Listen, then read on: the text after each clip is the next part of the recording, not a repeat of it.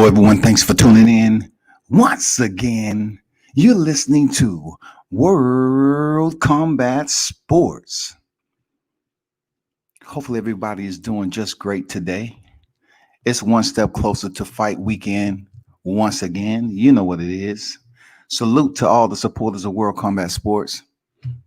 Always one love, this way, that way, and the other. Appreciate everyone who stopped through. Be sure to smash that like button, man. Show support for the channel. Be sure to drop your comments below. This fight that's coming up this weekend, there's a lot that's going on with it. You know what I'm saying? I'm going to touch bases. Be sure to check the description box in my YouTube channel. You know what I'm saying? I dropped a little, a couple of paragraphs in there. Put my journalism to work.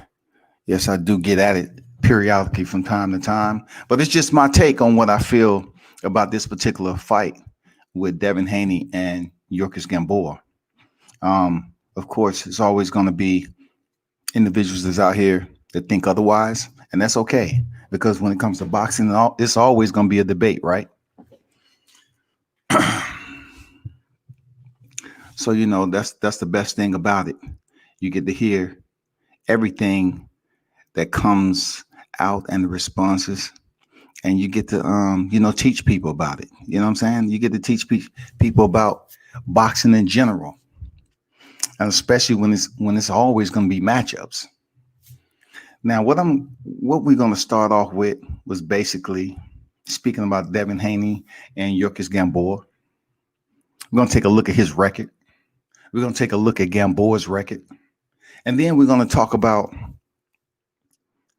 the entire makeup of the lightweight division when it comes to the heavy hitters. The top names that's in the division. Teofimo Lopez, who is the king of the lightweight division right now, unified champion. And then Gervonta Davis, who's coming off a PPV success, stepping in there with a 4-division champion, cleaning him in 6 rounds, going in there showing that he can absolutely compete at the 35-pound division. I just put the last 2 on there because that's boxing talk. And he was successfully able to drop down 5 pounds to the junior lightweight division and knock out his opposition. Superb performance. And then this weekend, we have Devin Haney, who has a bright future in the sport of boxing. But in my opinion, this fight right here does absolutely nothing for moving him up on the list as far as the top lightweights in the game right now. And that's just how I feel about it. It doesn't take anything away from him as a fighter and where he's going in the sport. It has nothing to do with his goddamn age. And this ain't freaking daycare.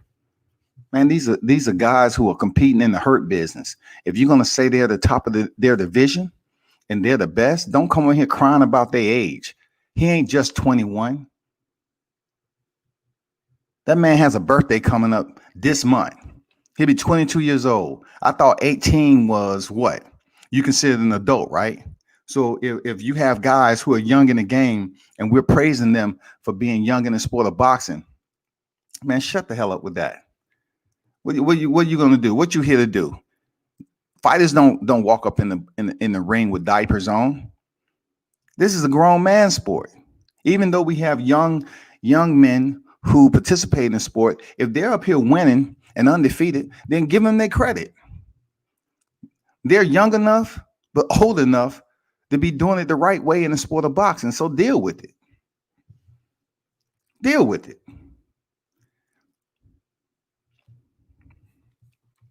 Let me share this screen right quick. I want to share, do a share screen. And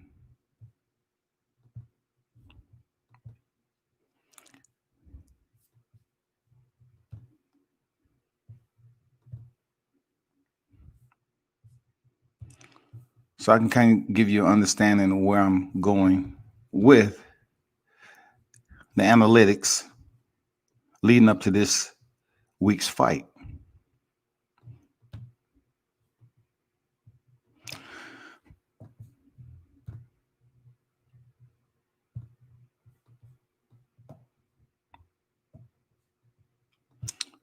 So right here, let me.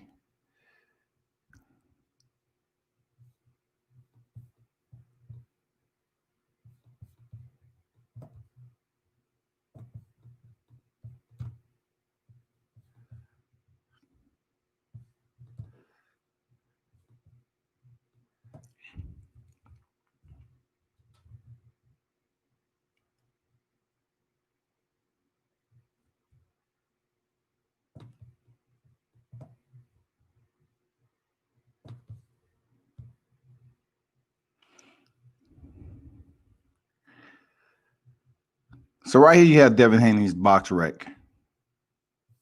All right.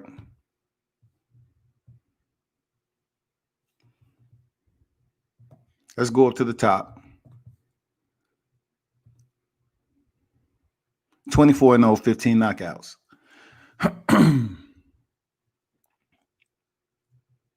24 victories, 0 defeats, 15 knockouts.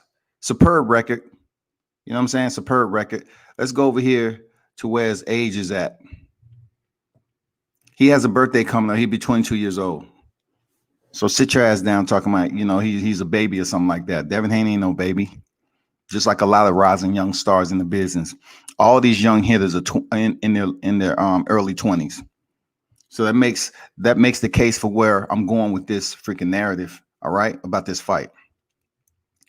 So I wanna just stroll down to, of course, he's fighting Yuriorkis Gamboa this weekend at the Seminole Hard Rock Hotel and Casino, Hollywood.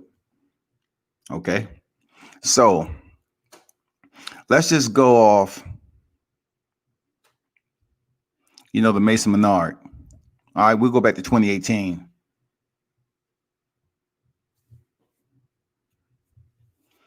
May of 2018, he fought Mason Menard. He finished him in the 9th round, stoppage. And then he stepped in there with Juan Carlos Burgos. Okay. Burgos, stepping in there at that point in time, he had 2 losses, but respectfully, he had been in there with Mikey Garcia. But understand this: Juan Carlos Burgos was a decent opposition. He fought Mikey Garcia at a lighter weight. You know what I'm saying? He fought Mikey Garcia at a lighter weight. When Devin Haney fought Burgos, it was at a heavier weight. It was at the 35 pounds. So you look at this right here. It was at light for 10 rounds. When he fought Mikey Garcia, super feather, it was for 12 rounds at a lighter weight. So really, you can't compare Juan Carlos Burgos. He had, the experience, 33-2. He had decent quality experience, but you can't sit up here and attach him with Mikey Garcia, who he fought at a lighter weight class. And the reason why I'm saying that is a lot of people are using this weight differential. Oh, he was at a lighter weight class. He was at a lighter weight class. I'm glad you're saying that. We're going to get to that, because I'm going to hold you to that. When you're discrediting fighters for fighting their opposition at lighter weight class, you can't compare them just because it's your favorite fighter. So Juan Carlos Burgos is who he is. He was decent. Moving on to Nangini. Okay. 0 on his record, 25-0. Not too many people pretty much knew who Nangini was. Haney went 10 rounds with him, and that was the early January 2019. And he got the job done, man. He earned a unanimous decision. He went on to fight Antonio Moran, 24-3, knocked him out in 7 rounds. And then he moved on to face Zaur Abdullayev in 2019, September. This would be his 3rd fight of 2019.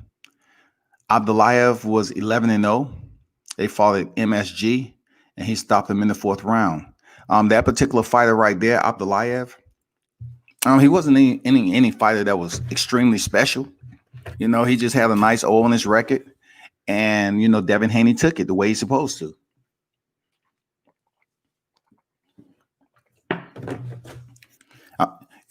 I'm not going to sit up here and praise a fighter like Abdullayev for stepping in there with Devin Haney with an O on his record when we know competition wise, there's levels and there's gaps. All right. And this was one of those matchups that it was gaps, just like Antonio Moran and Abdulayev, more so Abdulayev. So Alfredo Santiago, all right, he came over here 12-0, less experienced once again than Devin Haney. And, he proved to be a pretty decent, tough opposition.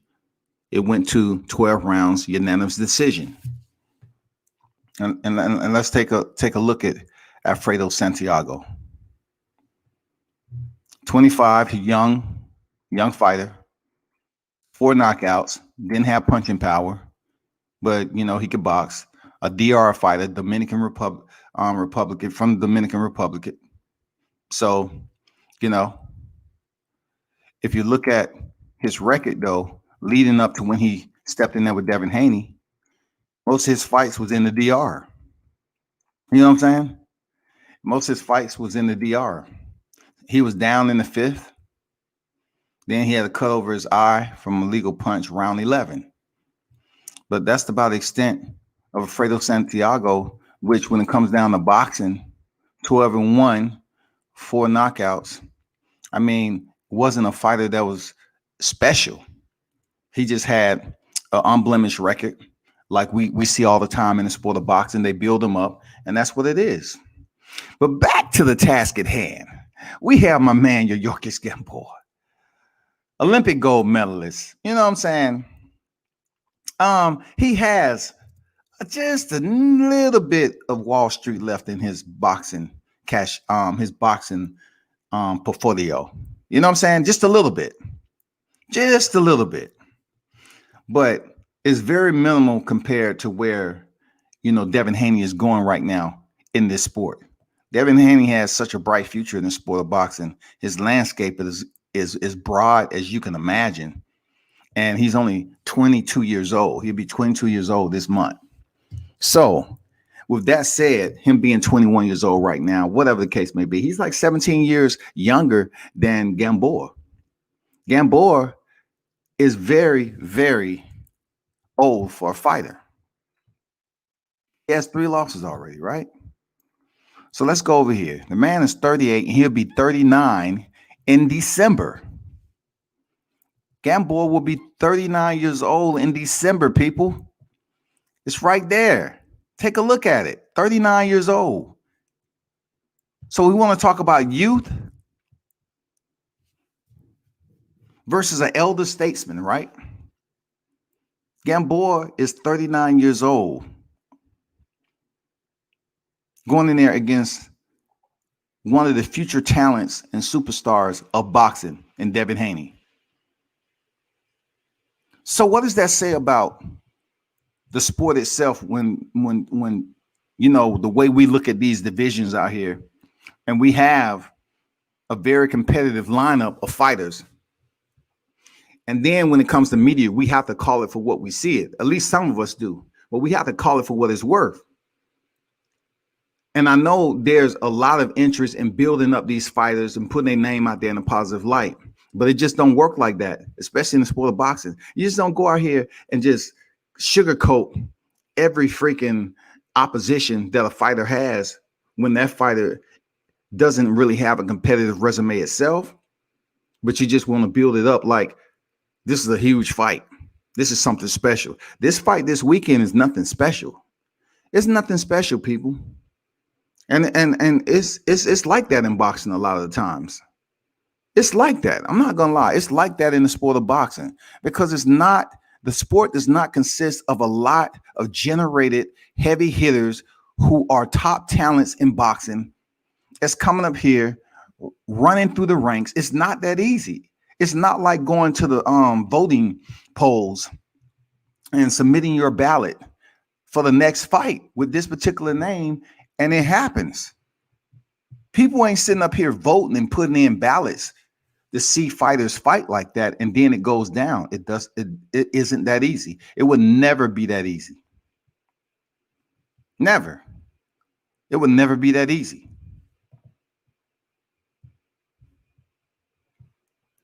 But this is what I want you all to understand about this fight. I want you to understand one thing, right? That Gamboa coming off this fight with Gervonta Davis in December, he had an Achilles injury. Now, being that I cannot sit up here and provide you results or findings or any type of medical examination, documentation, or whatever, because I'm not the one that was there. But I do know it takes an extensive amount of time to recover, especially if you're in a sport where you have to use that particular Achilles heel to push off, be explosive, be mobile, move around. You know, it's boxing. You have to utilize it for movement, right? I'm not saying his Achilles is not is still injured. I just cannot tell you comfortably that it's freaking healed up all the way for him to go in here and put on a damn good fight. What I can tell you is that Gamboa is a tough fighter. Gamboa is absolutely a tough fighter. I've seen him in there against, Gervonta Davis, even with a hurt Achilles. He still went in there and gave him his effort. I got mad respect for Gamboa. You know what I'm saying? I got mad respect for him. He's a tough fighter. Due to the circumstances that he's faced in his career, the ups and downs, the ebbs and flows, man, you got to give this kid his credit. You know what I'm saying? You got to give him, he's not even a kid. I mean, he's a grown ass man, but I'm just saying he got to give him his credit. He's a tough fighter. He's endured a lot in his boxing career, but heading into this fight with the younger, youthful future of the sport of boxing, it's going to be a tough goal for Gamboa just off boxing alone. Now, if you don't expect Gamboa to be much slower than Devin Haney, then you might want to wipe your eyes a little bit. He's definitely going to be much slower than Devin Haney. And also, I don't expect, really, from what I've seen with the Gervonta Davis fight, I don't think or assume Devin Haney would go in there and wash Gamboa. What I mean by wash is go in there and have a lopsided affair and get him up out of there extremely quick. Now, extremely quick to me is like 3 rounds. All right. Devin Haney is not a knockout artist. He doesn't present an overwhelming velocity of knockout percentage. He's not that guy who has that one quitter hitter, but he can box his ass off. He's highly talented and he's continuing to improve his technical mastery. Anybody who believes, Devin Haney can't box, then you're stupid. You're temporary to the sport. He's absolutely the future of the sport of boxing. And you're probably going to see him rise up to multiple divisions with the landscape that's in front of him. But make no mistake about it, this weekend is one of those fights that you can consider a televised sparring adventure. I'm definitely going to take a peek at it. Absolutely. I'm going to take a peek at it because it's boxing. You know what I'm saying? Plus, you have one of the top tier names in the lightweight division, Devin Haney, competing on that stage. So, of course, I'm going to take a look at it. Of course. So let me go back. Let me go back to Devin Haney's record. Oh, matter of fact, let me go back to Gamboa. I wasn't finished there. So the fight that I was at in Royal Farms Arena, Baltimore, which is right here, he went in there and stopped Roman Martinez, right? Very tough, durable boxer. He stopped him in the second round. And Roman Martinez is a respectful fighter, tough dude, man, and this is just above the junior lightweight division, just above the junior lightweight division. And he went in there and did it in spectacular fashion. And, this, of course, was under the Gervonta Davis undercard at that time. So this was the buildup for the fight to step in into Atlanta. You know what I'm saying? So he stopped Roman Martinez, which set up the fight between him and Gervonta in ATL at the State Farm Arena. Now, what a lot of people speak about and should understand clearly is that Gamboa, we go up to the top. No, let's go down. Gamboa has 3 losses. He has the 9th round stoppage from Terrence Crawford. All right. If you go up, Robinson Castellanos back in 2017, stoppage in round 7. Gamboa down once in round 3 and round 4. Once again, once in round 3 and round 4. And then, of course, Gervonta Davis, he was stopped in round 12 at 135-pound division. So if you go down to Gamboa's record as far as his weight classes, 135. In the heavier division, he was able to go 12 rounds with Gervonta Davis, who also stepped up to his heaviest division. But he was still knocked out in the 12th round. Now they say, where are you getting at with this World Combat Sports? I'm getting at it because this is a guy who's been stopped all 3 of his losses. I'm going to let that, just like Country Wayne, I'm going to let that sizzle in your spirit. Shout out to Country Wayne. I'm going to let that sizzle in your spirit. Y'all might not want to hear it, but you will. You're going to hear it. You are going to hear it. Gamboa, 3 losses, stepping into this weekend has all been stoppages. All been stoppages. Have all been stoppages. Have all been stoppages.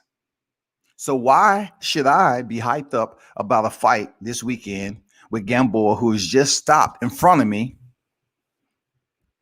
by Gervonta Davis last year? Why should I be hyped about this fight outside? Look, I'm a little bit energized for it because it's boxing and it's the top name of the sport with a young talent. But what I'm not really energetic about is the fact that out of all the fighters' names and everything, I believe this is just a recycled opponent. He's old. He's been stopped 3 times previously. Come on, man. We have to call it for what it is. It don't got shit to do with a spade. This is the fucking Joker. It ain't got shit to do with a spade. This is the Joker, people. This man's been stopped 3 times already. What do you think Devin Haney's intentions is? To go in there and stop him. Okay, he goes in there and stop him. I say he should do it in 6 rounds. Half of what it took Gervonta Davis to do so he can save a little bit of face with this matchup and move on to the next. Period. I think if it goes any more than 6 rounds with Gamboa, people are going to come up with a narrative and they're going to start raining down on both sides. On Haney's side, you know what I'm saying? Because he's one of the future stars of boxing. So there's a lot of scrutiny that's placed on him stepping in here with a fighter like Gamboa. Gamboa has been stopped, and the people who are supporting Haney wholeheartedly going into this fight, the ones who are leaning heavy to him go in here and dominate, he needs to go in here and do it in dominating fashion in half of the time it took Gervonta Davis, because Gervonta Davis is absolutely a potential matchup for him in the future. I don't know if he's going to ever be at 35. I don't know. They may not ever fight at all. I'm not going to sit up here and say, oh, this is a fantasy matchup. I don't think that fight is going to happen, period. So I know I can sit up here and comfortably talk about where he's going to sit in the lightweight division, because Gervonta Davis is one of the top names in the lightweight division. That is his compeer. That is one of his champions that's in the lightweight division, period. That fight would do big numbers if it did present itself. You know it, I know it, and everybody else knows it. You know what I'm saying? But he doesn't earn any more value to his Wall Street as a fighter by stepping in there with Gamboa this weekend. It's a pointless fight to me. It's just another freaking mark on the left side of his ledger to build his resume up with a name that's already on the resume of other fighters. Devin Haney gets to build up his his green up the left side of his ledger with another win this weekend. That's all. He becomes 25-0, 15 KOs. I mean, look, if he win via KO, let me give him 25-0, 16 KOs, okay? Because I think potentially he may get the job done with a knockout. Potentially. Do I look at him as having more power than Gervonta Davis? No. Is it the sport of boxing, and can an effective amount of volume of well-placed punches break down and degrade your opposition? Absolutely. Absolutely. And one thing we know about Devin Haney, he can fucking box.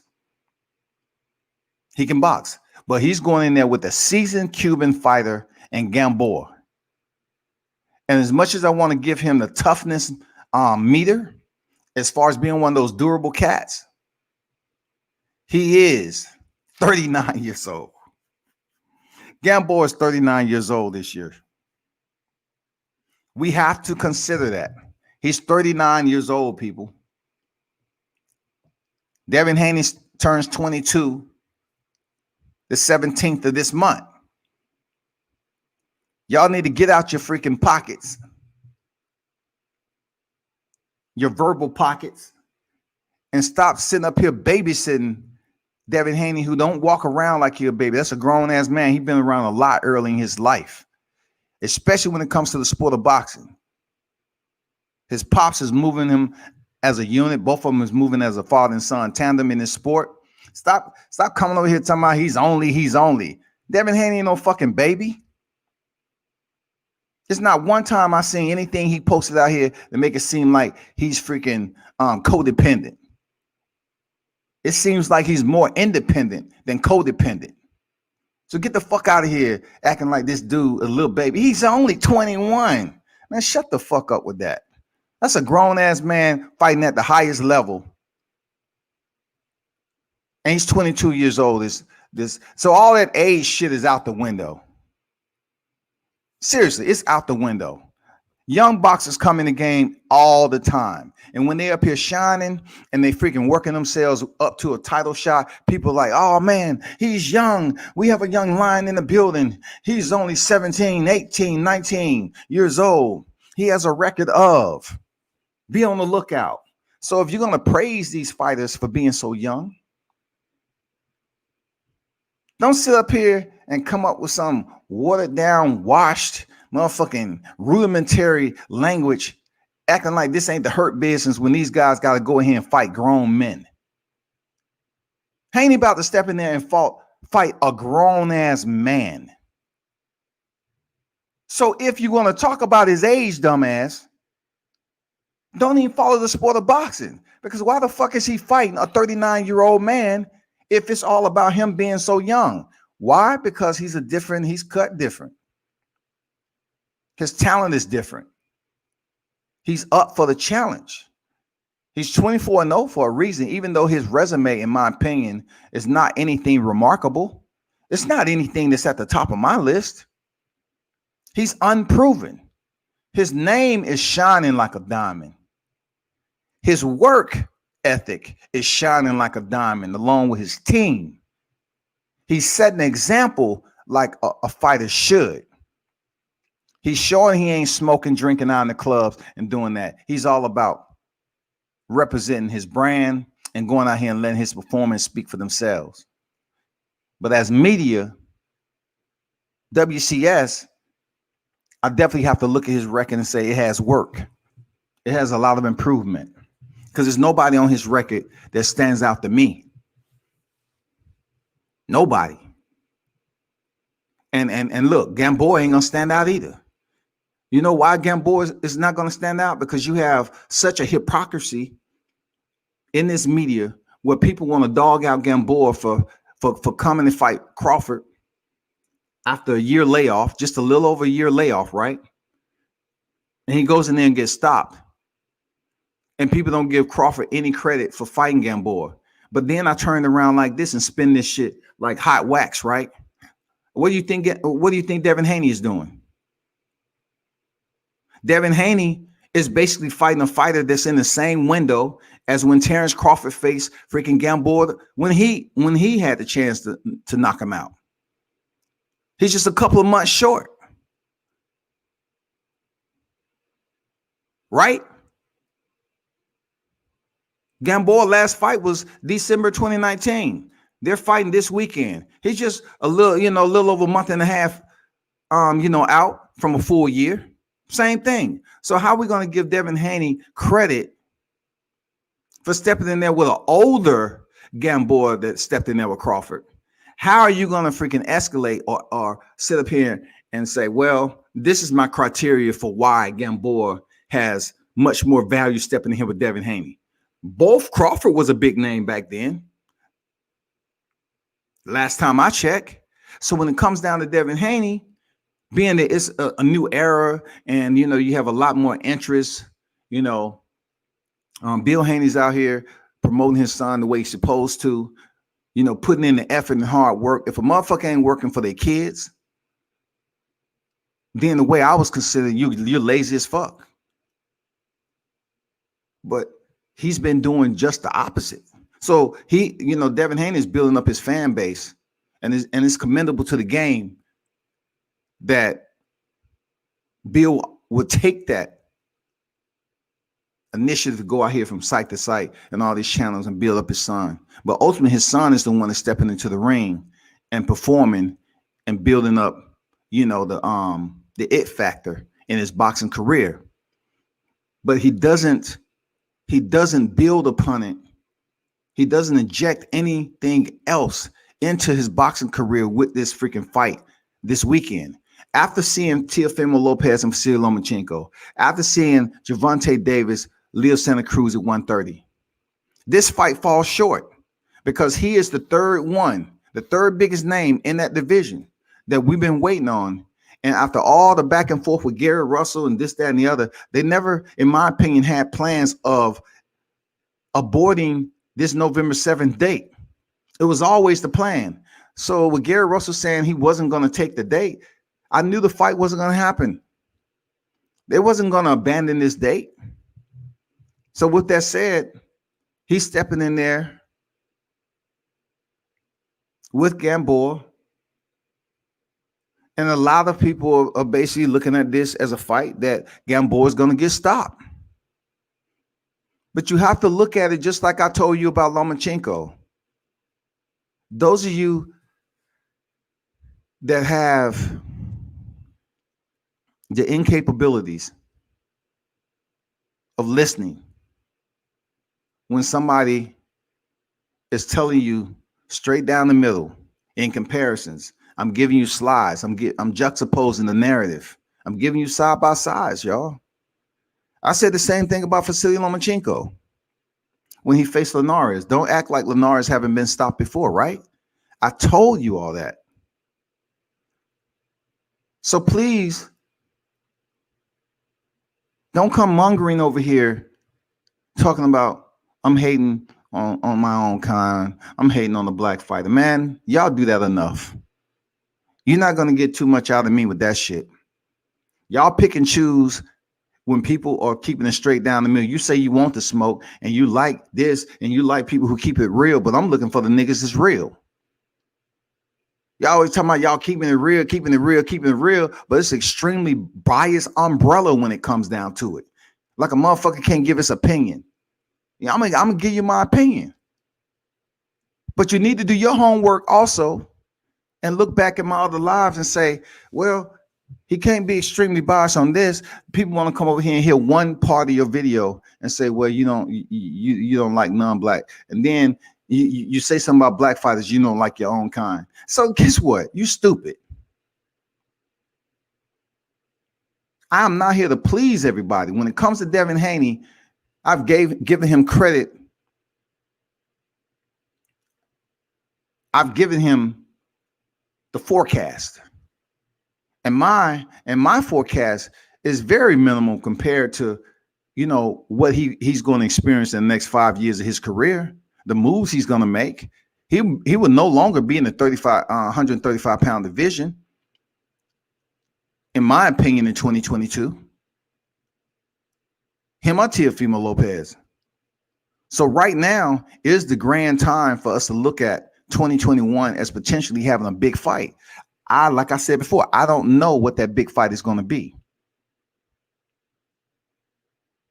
He goes in here and get the win. Potentially, we may see Devin Haney fight Teofimo Lopez.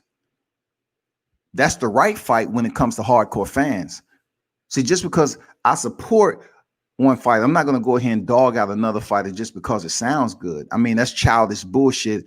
You know, you need to check your manhood and your integrity and your character, because there's too many of y'all that's out here tearing down fighters when you haven't even laced up nothing. It's more so of a carnival show in a Walmart parking lot for you when you're up here behind the mic talking about this boxing shit.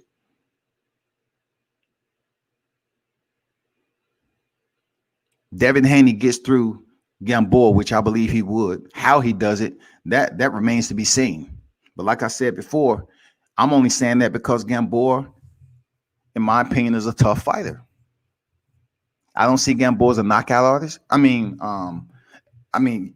don't see Gamboa as a knockout artist. I don't see Devin Haney as a knockout artist. But what I see is the clash of styles. Cardio-wise, definitely got to give it to Devin Haney. Quickness, speed, definitely got to give it to Devin Haney. Durability can go for both fighters, but we haven't really seen Devin Haney in trouble to know how durable he really is. We really haven't seen him in trouble yet. We haven't seen him in adversity. We haven't seen him go through or a type of fight like we've seen Gervonta Davis go through. And I know people are going to say, it's boxing, it's hit or not get hit. Well, shut the fuck up then when you up here talking about so-and-so ain't engaging.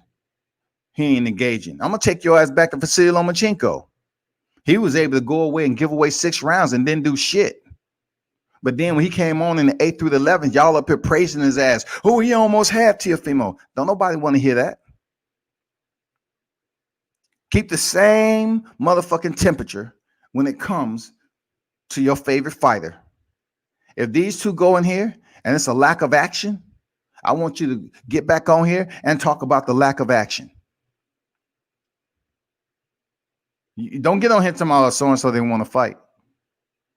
It's boxing, right? So if it's boxing and you're looking at what you're looking at, and there's pockets in the fight where you don't see the back and forth, the intensive exchanges, volume of punches, don't be mad because it's boxing.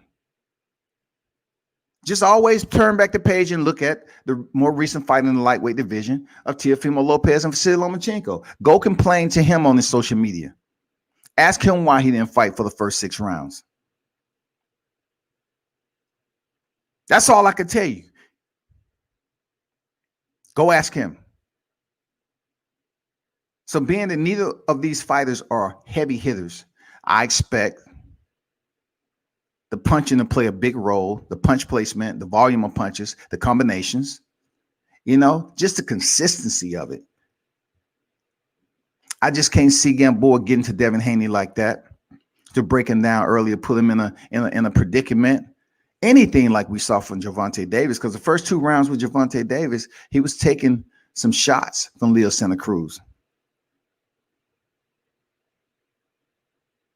Being that Gamboa is the older fighter, I just cannot prognosticate and say Haney would be in that position. I just don't see him as going in there with that mentality to take punishment from an older fighter. I feel that he's going to box his damn wits out of him that he has, the little that he has remaining. He's going to box his wits out. He's going to, put his combinations together, stick to the offensive strategy, stay disciplined, land his combinations the way it's supposed to. Whenever it's a moment or window for him to land his power shot, he's going to do it. But the question is how's his shoulder? People are going to say, how's Devin Haney's shoulder? How is his shoulder? Because you cannot take that away. That's a part of the question. That's a part of the curiosity. How's his shoulder? Will he be able to land solid power shots with that right hand? Is it going to be an area where it affects him once he starts to really dig deep and sit down on his punches? Because I'm telling you, in order to stop Gamboa, he's going to have to sit down on his punches.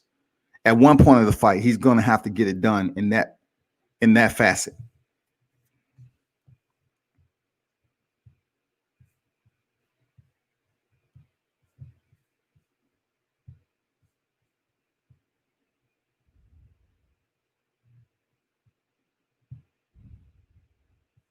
That's the way I see it.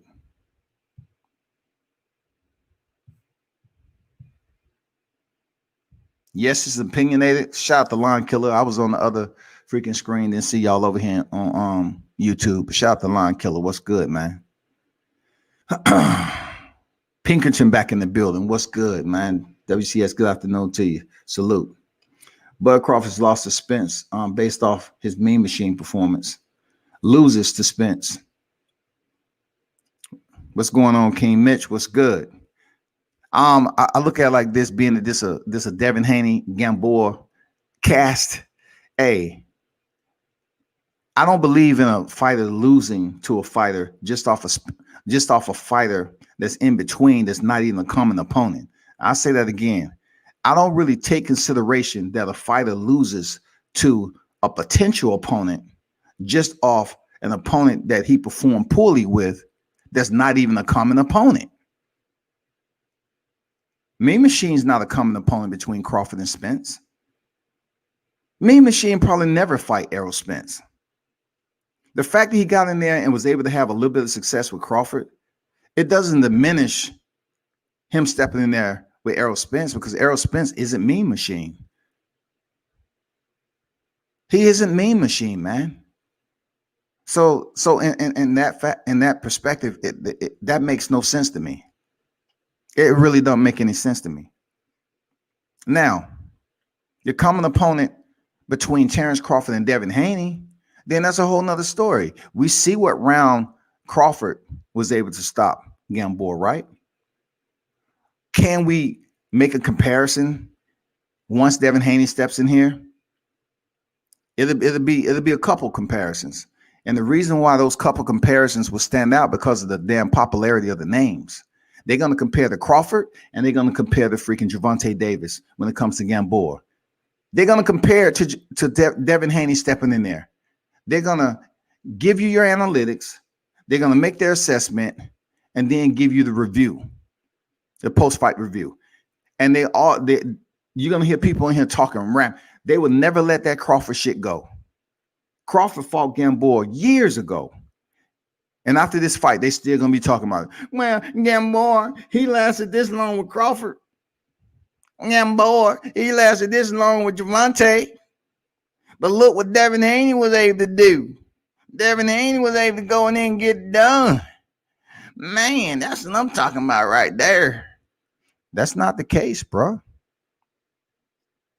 The only one that you can compare the performance to that makes sense to me that's in the same competing division, the lightweight division, is Gervonta Davis. That is the only comparison that you can link this up with. You cannot continue to link up Gamboa to Crawford when it comes to these new fighters. That's lunacy. You cannot sit up here and think that has any relevance.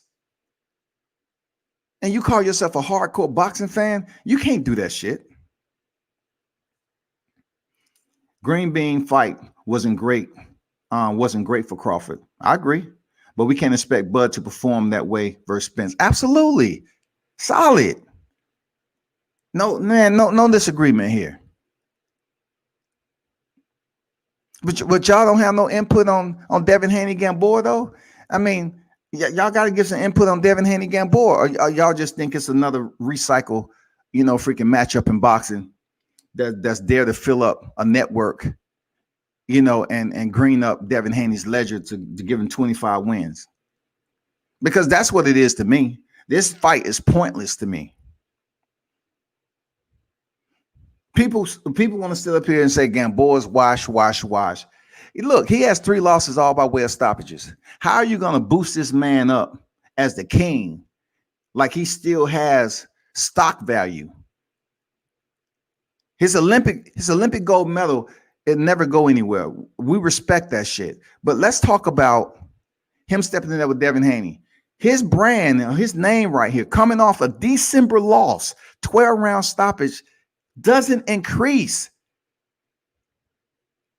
The appraisal value has not increased, people. Stop playing with me. Stop sitting up here acting like his appraisal has increased because he's stepping there with Devin Haney. The man is coming off his third stoppage in his career. All his losses have been stoppages. Don't sit up here talking about, well, Lennox Lewis. Look at Lennox Lewis. Man, this ain't Lennox Lewis, okay? This isn't Lennox Lewis. I just think this fight has no merit to move him up in the lightweight division. As far as it does nothing for his record. His record is basic. I don't care how many undefeated fighters you have at the top of your more recent opponent. Your resume is basic. If you really all about that and you can read a book that has more than 10 words on it, a page, you can understand that looking at his resume, Devin Haney's resume, is still in the building phase. It's still in the growth phase, man.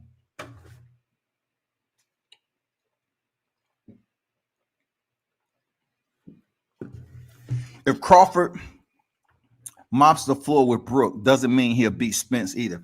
Hey, listen. I give that fight with Brook, Crawford's fight with Brook, somewhat equality comparable to this fight. I just give Brook just a little bit more energy as a value aspect of it. I give him a little bit. Why? Because Gamboa is coming off a recent stoppage. That's all I'm saying. Gamboa is coming off a stoppage in front of me. I watched it. I watched him take punishment. I watched it, man. So, you know, he's beneath the Bud and Brook fight. But once again, not to sway too much from the topic because it's a Devin Haney, Yuriorkis Gamboa fight. I had Devin Haney in all caps because he's one of the future talents of boxing. But this opponent falls short of enhancing his Wall Street. It falls very short, people.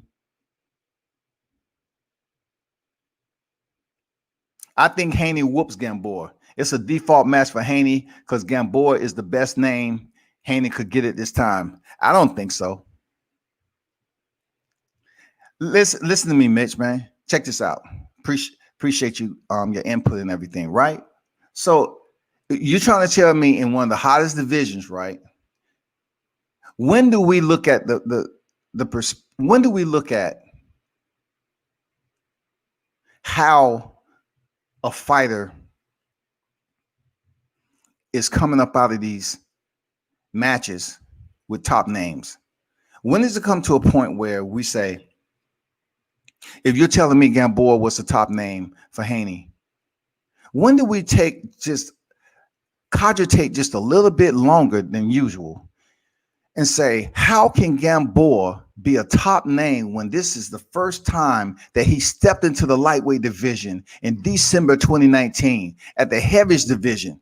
If he had been stopped twice previously before stepping in there with Gervonta Davis and was stopped again, how can the inventory be considered to have Gamboa at the top as being the top name for Devin Haney to select after coming off a knockout loss with Gervonta?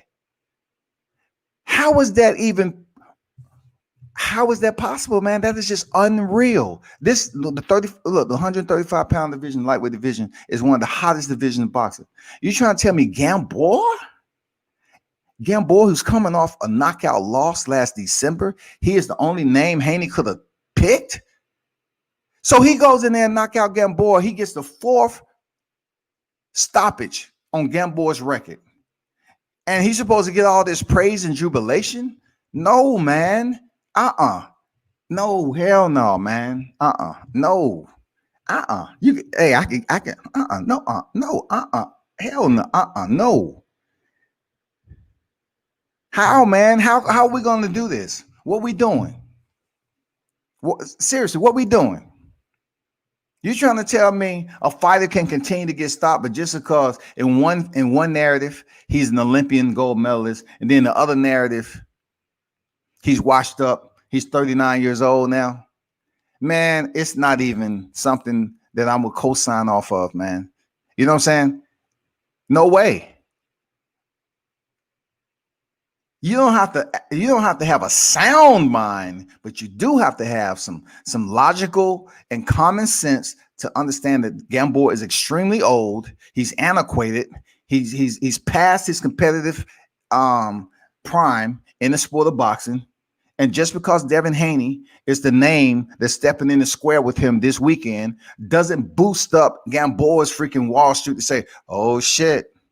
It's not like it was just recently with Gervonta Davis and Leo Santa Cruz. Now that fight right there, people were saying, "Oh, Gervonta, he's undisciplined." See, when you have the doubters, it makes for a really interesting fight because people are going to lean in closer to say, "I'm gonna pay for this fight. I'm going to view this fight because there's suspense there. There's a point of like." Man, I really don't know who's going to win, but I think this person might win. With this fight with Devin Haney and Gamboa, no one's giving Gamboa a chance to go in there and beat Devin Haney. Where is it?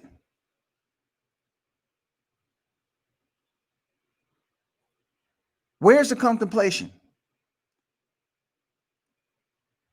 Because you got to have some, like, where is it? Like we saw Gervonta, Leo Santa Cruz, he going to stop it. He throw 1,000 punches in a fight and this, that, and the other.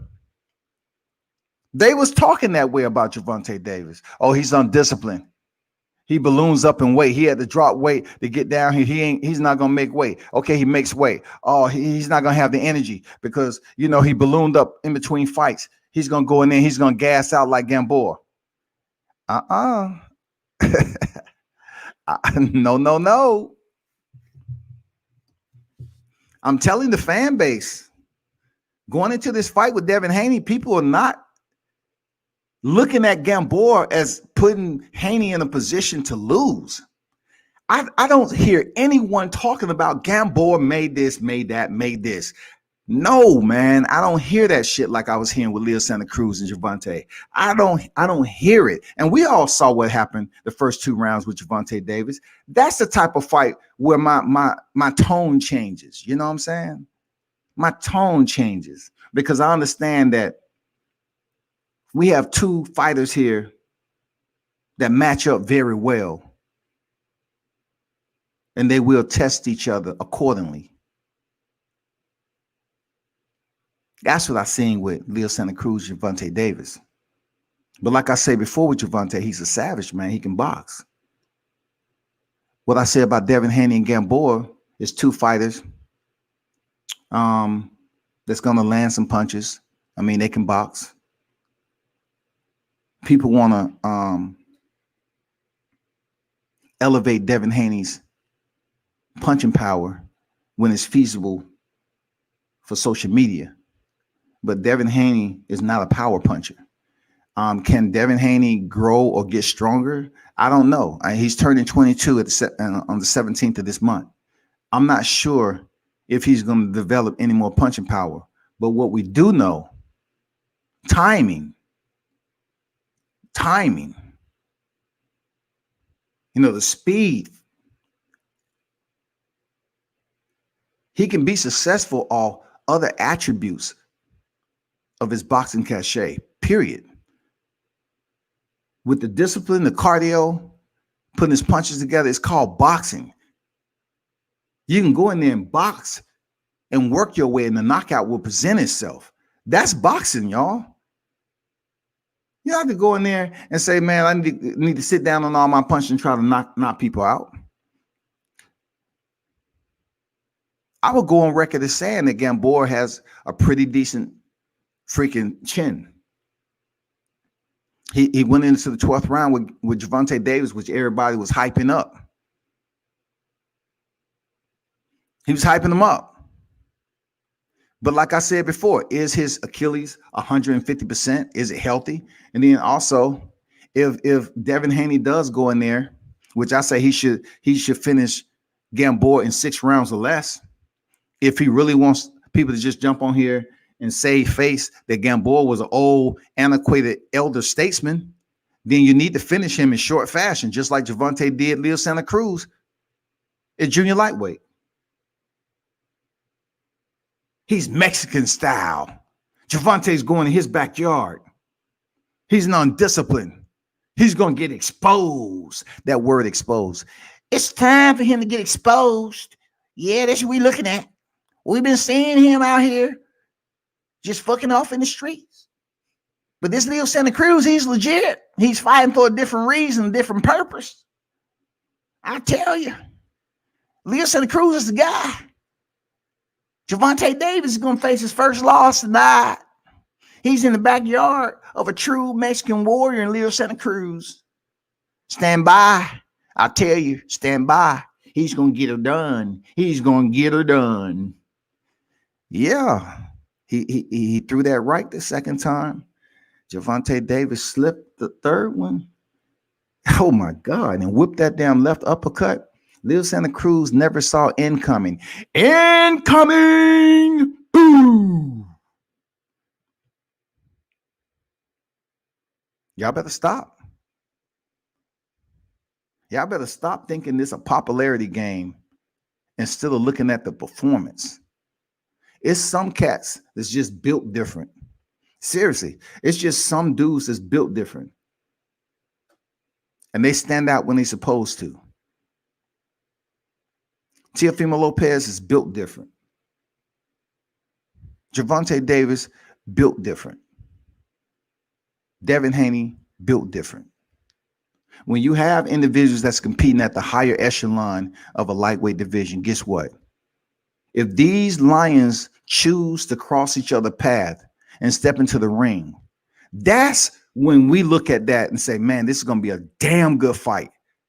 Man, this is what we've been waiting on. Just like Teofimo Lopez stepping up for Vasily Lomachenko, man, I don't want to hear anybody say that you all weren't going for Lomachenko. Y'all was going for Lomachenko, man. Me and a couple other people was going for Teofimo Lopez. They thought Vasily could not lose. But I look at the entire spreadsheet of his boxing tenure, from his amateurs all the way up to the profession. I see him in certain fights breaking down. And the results was not shocking to me. The only thing that was shocking was that he wasn't laying out on the canvas. I've said that I thought Lomachenko was overrated, and people was up here kicking me out of groups and thinking, oh, he don't know. I'm just saying, I'm not going to be right about everything, but I was right about Lomachenko. He lost. He goes to the hospital and pout and goddamn shows pictures of him in a sling. Man, get out of here, dog. Get out of here with that shit. And we can legitimately say with Gamboa, when he was hurt with Gervonta Davis, and when he put that picture up, him being in the cast, he was legitimately hurt because the referee almost stopped the fight in the second round. So Gamboa wasn't, no excuse. Like Gamboa, I'll take that back. Okay, I'll take that back. Gamboa at one point in time seemed like he was going to stop. He wasn't going to go on. And being it was a big fight in the A, one of the biggest fights we had down there, Gamboa sucked it up and kept on fighting. I got mad respect for Gamboa. He ain't a chump. He ain't a pussy. None of that shit. I know people talking about he washed and he a bum and all that shit. Y'all just don't respect that motherfucking sport that you trying to cover. This man was hurt in the second round. And the one thing about it is him speaking Spanish vice English. He pretty much said he couldn't continue.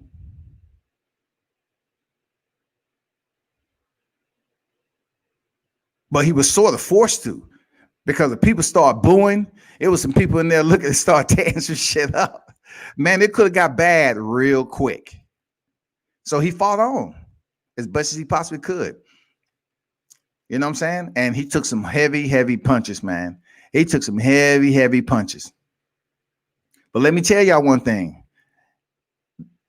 Fight camp and weight cutting plays a huge role in performances. And a lot of people looked at Gervonta Davis like he was tired and stuff, but he had a bad weight cut. But this particular weight cut, he spent most of his fight camp over there with Floyd, and it was done appropriately, correctly, and the results was efficacious to him being able to go in there and push the pace the way he did, because Gervonta took some shots. But I tell you like this, it's more so because he wanted to stay in that line of fire to make Leo Santa Cruz work. He wanted Leo Santa Cruz to work. So switching back to Devin Haney, I want to see what Devin Haney's plan is for this fight. I want to see how he goes in here and what traps he's saying. What is his strategy for the older Gamboa? Denise Ward's in the building. Salute to you, Queen. How you feel? I want to see what plan and how Devin Haney goes about making this fight happen and make it entertaining enough for the crowd. Because Gamboa is 39 years old, period. Period. He will be 39 years old, period. Haney will be 22 coming up. Gamboa is old comparable to boxing. Don't start bringing in no B-Hop. I don't want to hear shit about George Foreman. I don't want to hear nothing about these fighters that you can compare to. Gamboa is not them. They're not them. Gamboa is not Bernard Hopkins. Gamboa is not George Foreman when he stepped in there with Michael Moore at 45. No, absolutely not. And don't you dare sit up here and compare. Well, what about Mike Tyson and Roy Jones? They getting in the ring soon this month. What about them? They over 50. We're not talking about. I want to know, and my curiosity is how Devin Haney is going to go ahead and execute his offensive strategy against an older fighter that is not as mobile as he used to be when he was younger. If Crawford mops the floor with Brook, okay. I think Haney whoops Gamboa, okay. I read that. Denise, I believe Haney will stop Gamboa within 6. I say he has to do that, Denise, just because Gamboa, in a lot of people's eyes that are keeping it all the way authentic, he shouldn't be in there with Haney. But I think it was Mitch who said that Haney was the best opponent. I mean, Gamboa was the best name for Haney. And I'm pretty sure he could have found some other opposition at the 35, at 135. It could have been some other opposition other than Gamboa, who's coming off a knockout loss. I'm just saying, wouldn't you want an opponent to come in there that's not coming off a knockout loss? I know Javier Fortuna name was floating around, but they say he didn't want to fight this, that, and the other. Then you have Ryan Garcia and Luke Campbell. I know Golden Boy wasn't trying to put Ryan Garcia in there with Devin Haney just yet because, they're trying to build up him also. And then you say, okay, what about Luke Campbell? What about him? I mean, right now, him and Ryan Garcia about to fight for the interim. So that's a matchup that's binded by a reward, a belt. It's binded by a reward. So that's a legitimate quality matchup. It's for a belt. Who's next?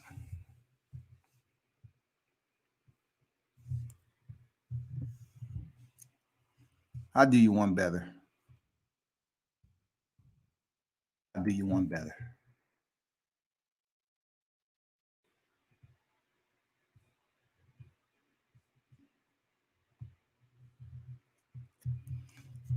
We need to put this to bed just a little bit. You know what I'm saying? Just a little bit, because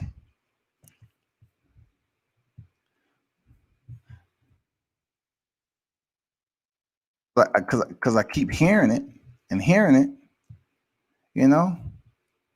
about Gamboa being the top name out here. So for me, let me bring this up right quick. You all, just give me a minute. Just give me a minute. Give me a minute. Give me a minute. Okay. So I'm going to bring up. Okay, there you go right there, people.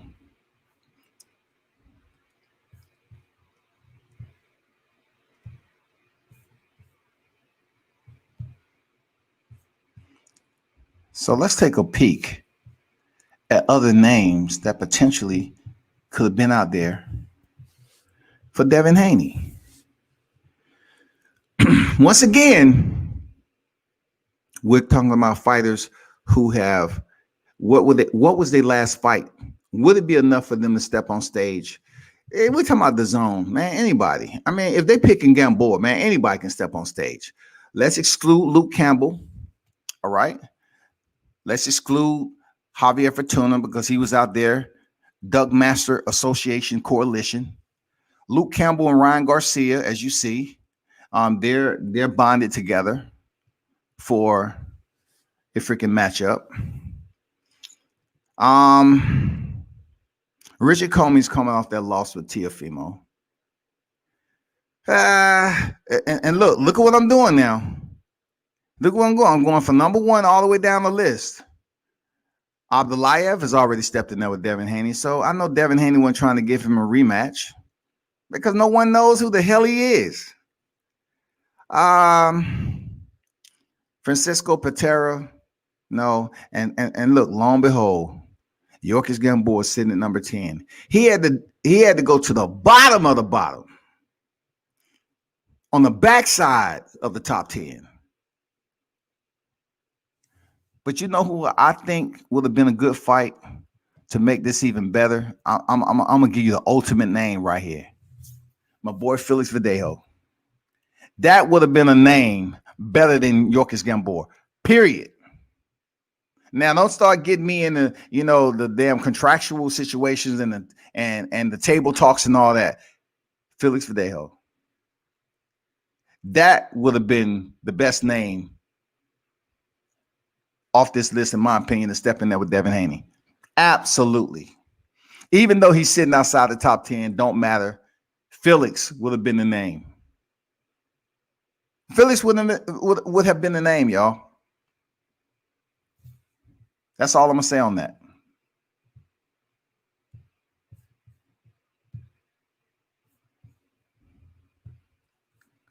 That would have been the name I would have chose.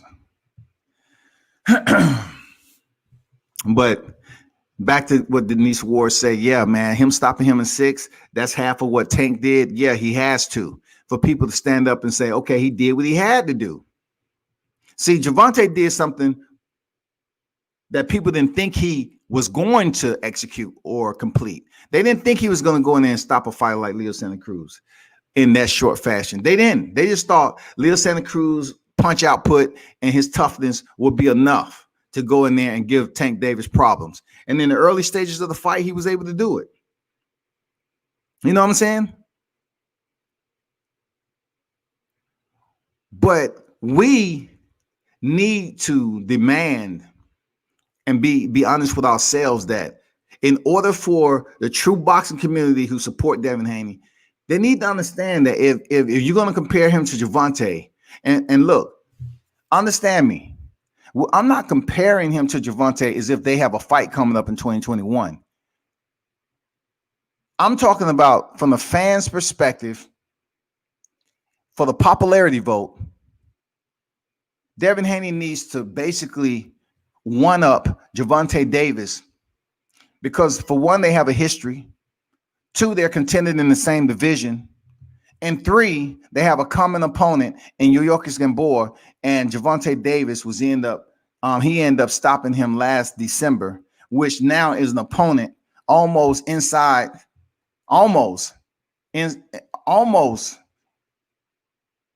just inside of a year of Gamboa stepping in here with Devin Haney.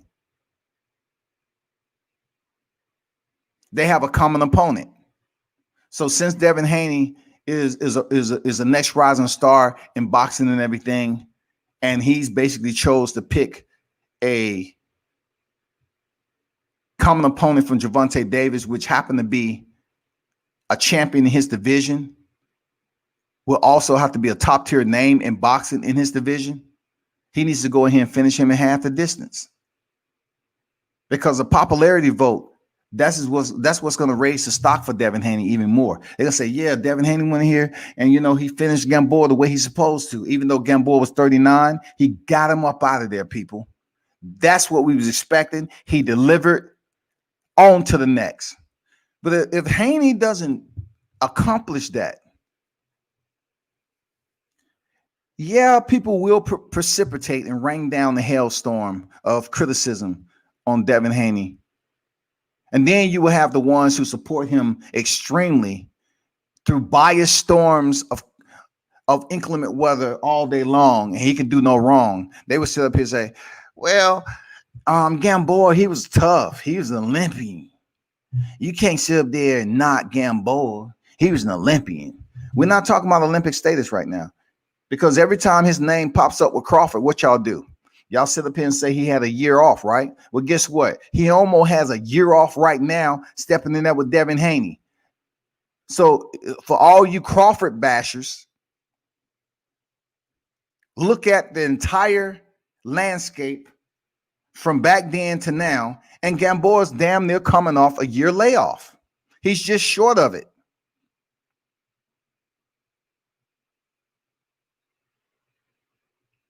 Look it up. I'm not fabricating this shit. Look it up. I want y'all to have the same motherfucking energy when Devin Haney goes in here and stop it that you got with Terrence Crawford. Because every time that shit come up, well, Gamboa was coming off a year layoff, man, and he wasn't moving the way he's supposed to and all that. The same thing from here. He's coming off an injury.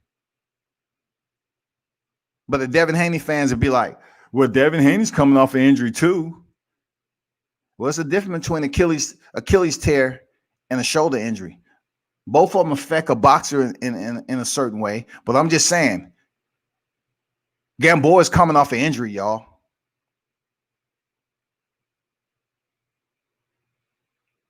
I accept Comey versus Haney. Wouldn't put him in there with Devin right after a loss, though. Okay, the good thing about Richard Comey going in there is this, Mitch. If Comey was indeed to go in there with Haney, which I believe wholeheartedly that it has merit to it. And I'm going to tell you why it has merit. Because right now, boxing has this twitch about it, that they love matching up certain fighters with common opponents to make a fight with a future opponent. You know what I'm saying? They have this twitch about them. Like Gamboa, common opponent is Gervonta right now. Will we see Devin Haney and Gervonta? I don't think so anytime soon, but it's a common opponent. So since he stepped in there with Gervonta, he still has some value to it. The same thing with Danny Garcia. Danny Garcia is facing Errol Spence, but he was in there with Sean Porter, who Errol Spence beat, right? So for Richard Comey, a common opponent, which a lot of people are talking about a future matchup, is Teofimo Lopez, right? Teofimo knocked him out for the IBF championship, and I checked the box with you on that. I agree that if Richard Comey would have stepped in here with freaking Devin Haney, it would have been a measuring stick to say who did it better. And goddamn it, there would have been a lot of pressure for Devin Haney. Hey, Mitch, it would have been a lot of pressure, dog. You know what I'm saying? Because we're talking about Teofimo who has more punching power than Devin Haney. So I can't see Devin Haney going in there outboxing Richard Comey without an aggressive freaking present pressure early in the fight to do the same thing that Teofimo Lopez did. But if by chance they're trying to make a fight between Devin Haney and Teofimo Lopez for the unified titles for all the marbles, Richard Comey would have been a good opponent. But to be honest, you will have to go in there and slaughter and and destroy him in 2 rounds like Teofimo did. That is a huge challenge. That is a weighted challenge, as they call it. That's a lot of pressure. And you know, pressure bursts pipes. Pressure bursts pipes, y'all. So I can understand why Richard Comey is not the name in there. Because if we're measuring opponents and we want to talk about a common opponent between Devin Haney and potentially Teofimo Lopez, it would have definitely been Richard Comey. But once again, summing it all up, Devin Haney would have had to go in here and destroy Comey. And that's not an easy feat like Teofimo made it. Now for Gamboa, yes, because he's much older and it took Gervonta 12 rounds. So when you look at the 12 rounds part of the quantification, he has a little bit more time to put some shit together to close out Gamboa, who also has a history of being stopped. Gamboa has a history of being stopped. If Devin Haney stops him, it will be his 4th loss and his 4th stoppage, y'all.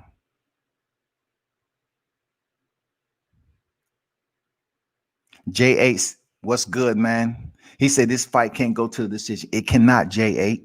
This fight cannot go to the decision, man. No ifs, ands, or buts about it. This fight cannot go to the cards. For Devin Haney's sake, forget about Gamboa. Gamboa's stock goes up a little bit more if he goes the distance with Haney. He gets 2 more fights, 2 more big fights. If he goes the distance with Haney, he gets 2 more big fights. People are gonna be like, "Oh shit, man, let's goddamn have Gamboa go in, fight so and so next." He still has, some tread on the tires, man. Let's give him another good check. Gamboa, how long you need out this time? You got any injuries? Okay, we're gonna try to have you fight probably May, June 2021. You good? All right. We'll let you know who the opponent is. It's gonna be a pretty solid opponent. Yvonne Mendy is a name I hear nobody mention. He's another guy I feed to Haney. Hey, I don't think the Haneys are looking just for a fighter to be fed to them. I think if they're going to have that fighter on the plate, it has to be worth the ticket. I don't assume right at this point in time, Haney's them trying to basically eat hors d'oeuvres. You know what I'm saying? They're not trying to be served hors d'oeuvres when it comes to opposition. They actually trying to fight the main course right now because, of course, they're in a position for some big fights, man. They have to fight better opposition past Gamboa. I'm telling you, we can't continue to do this shit. If you're going to be 25-0 and potentially 16 knockouts, Haney needs to fight better opposition. I'm serious. Alfredo Santiago, man, it's no way you're going to spin that record and it's going to be a top billboard hit when it comes to the resume just because Santiago was 12-0. Man, get the fuck out of here with that. No one understands who Alfredo Santiago was. Him coming over here to the U.S. footprint to give up his O. That's exactly what he did. He gave up his O. Don't come up here praising all this shit like a casual motherfucking mouthpiece of boxing. Let's keep this shit 100. Isn't that what everybody say? Keep it real. But I say I'm looking for the niggas that's real though.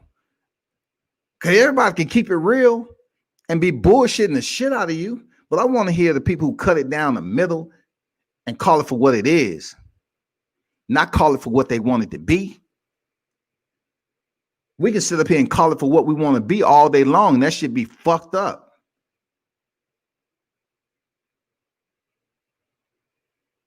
Devin Haney has to step up his damn competition, his opposition.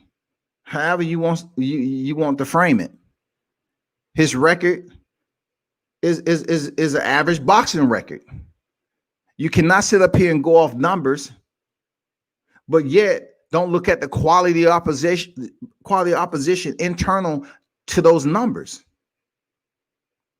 You cannot do it, man. It's not respectful when you're talking about hardcore boxing fans that respect and analyzing who they want to consider a star or a superstar in a certain division or in the top pound for pound list. I mean, you have to look at these resumes, man. You have to. And once again, let me show y'all something right quick while I'm here. Let me show y'all something. Colonel Local Sports in the building. Salute to you, man. What's good? What's good? Let me show y'all something right quick, right? This is exactly what I'm talking about. This is why he has to improve what he's doing. And for those of you that's tuned in, that's, you know, that has those Devin Haney blinders on, that don't want to really put the information out there. Let me show you something right quick. All right.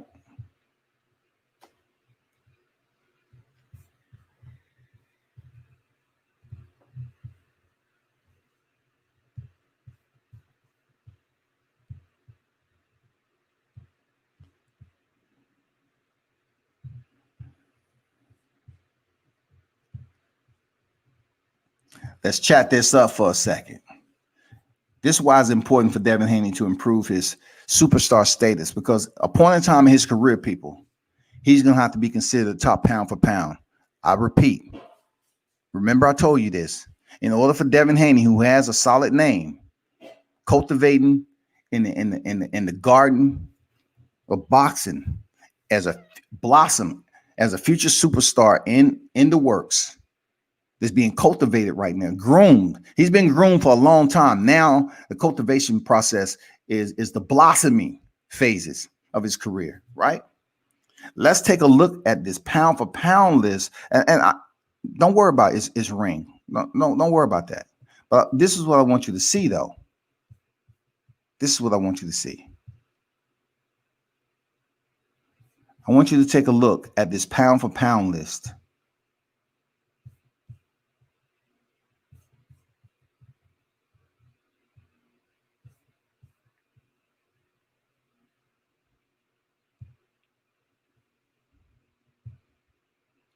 Number one, skip over that. I want you to look at, first of all, what you're seeing right here. Number one, and I'm going to slowly scroll down 5 through 8 and 9 through 10. All right. I'm going to stop right here for a minute. Now, Teofimo Lopez just defeated Vasily Lomachenko. All right. Teofimo Lopez is sitting at number 6, while Lomachenko is sitting at number 7 with not a goddamn belt around his fucking waist, right? Now we're talking about this is for Devin Haney's future, right? Because in his future, he's gonna want to be considered top pound for pound. Because this is the whole grand scheme of things, right? To build Devin Haney up. In order for Devin Haney to build himself up, popularity-wise, to be considered pound for pound, he has to do something extremely great. Now, for a long period of time, Errol Spence was sitting at number 6 on this list. But now occupied at number 6 is Teofimo Lopez. You know why? Because Vasily Lomachenko was at number 2. So being that Teofimo Lopez defeated the number 2 guy, it didn't necessarily say automatically Teofimo goes into number 2. They just slid him into the top 10 pound for pound because he defeated Vasily Lomachenko, who was number 2. So let me just cruise on up here to the first list. Now you ask yourself, why is Naoya Inoue the unified bantamweight champion number 2? Well, why? Because before Vasily Lomachenko lost, he was number 3. Crawford was number 4. Alexander Usyk was number 5. Spence was number 6. Gennady Golovkin was number 7. Yes, I said Gennady Golovkin because I pay attention to the pound for pound list. Gennady Golovkin was number 7. Right? Look at Gennady now. Gennadi's number 9th, and he went down past Juan Francisco Estrada. Now, if you don't pay too much attention to the list, at one point in time, Manny Pacquiao, who is currently the WBA champion welterweight, he was on this list. He was sitting at number 10. But now they done push Arthur Beterbiev down to number 10. And the man is 15-0, 15 knockouts. But damn, you're saying to yourself, well, if Beterbiev, who's the IBF and WBC champion, is at number 10, he's a unified champion. What must he do to climb the list? What must Devin Haney do to climb this list? You know why it's so difficult? It's going to be difficult for Devin Haney to climb this list because before Teofimo Lopez defeated Vasily Lomachenko, he was the only lightweight fighter on the list, y'all. The only other fighter that was below the lightweight division was Juan Francisco Estrada. He's been a placeholder on this list for the test of motherfucking time. Now that Teofimo has basically denounced Lomachenko, they move him right beside Lomachenko instead of putting him up higher on the list. And listen, this is what I'm saying is how difficult it's going to be for Devin Haney. Hear me. This is how difficult it's going to be for Devin Haney to get on this list. A lot of these individuals that's on this list outside of Gennady Golovkin, because Gennady Golovkin is, praised for whatever reason. But you look at a lot of people on these lists, at one point in time, they had multiple belts. They did. Like I said before when I was on here the other time, I don't know the exact criteria for somebody being on this pound for pound list, what it would take to breach the top 10. But you have 2 welterweight fighters that's on this top pound for pound list. That's Terrence Crawford and Errol Spence. Terrence Crawford is a 3-division champion, and Errol Spence is a unified welterweight champion. What is the criteria? Inoue is a 3-time champion, I believe. 3-division champion. Not 3-time, 3-division. Canelo Alvarez is a multi-division champion. Now, this is where it gets a little fuzzy for me because Alexander Usyk, he was the previous cruiserweight champion, and he looked like crap against Derek Chisora, but he's still at number 4 on the pound for pound list, y'all. Do you understand how hard it's going to be for Devin Haney, who's looking to be on this pound for pound list, to do what Teofimo Lopez did? He's going to have to work that much harder, y'all, because I can tell you, the biggest fight of Teofimo's career was Richard Comey. All right?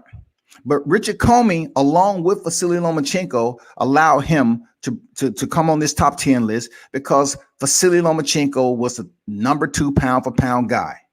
Now, to all the freaking temporaries that's out there who refuse to give Teofimo Lopez his credit for defeating the top 2 pound for pound guy in the world, you need to question your accountability. You're out here bullshitting the fans and those who support you. You're not being real. You're not being authentic with yourself.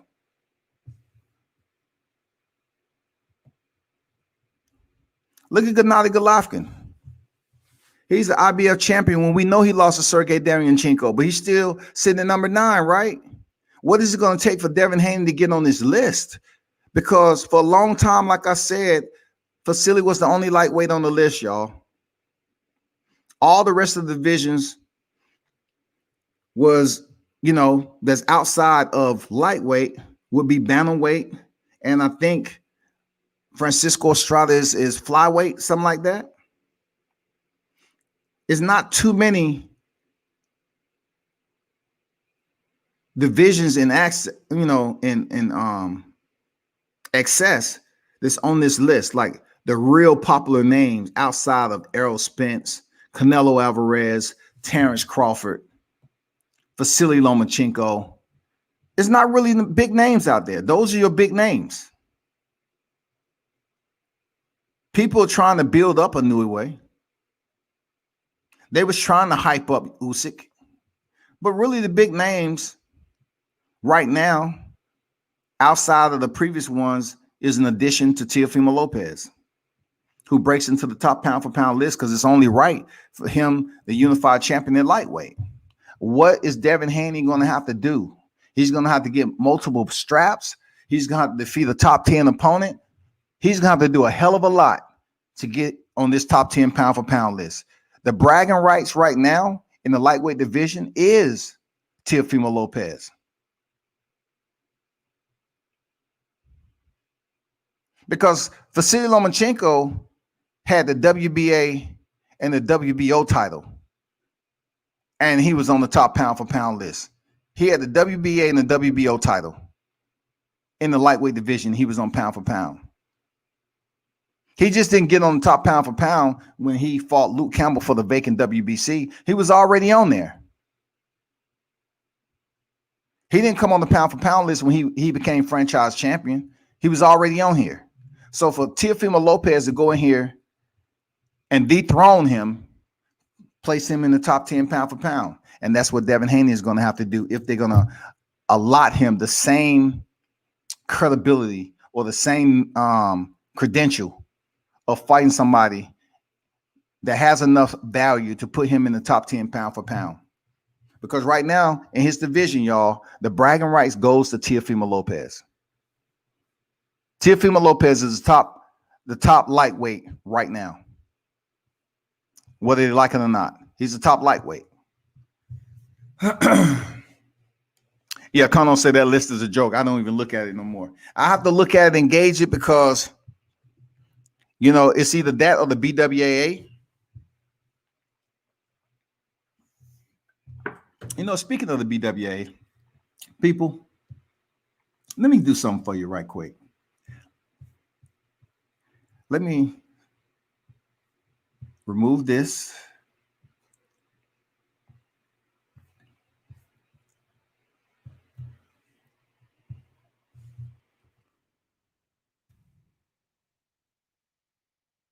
Let me show you how different this shit is.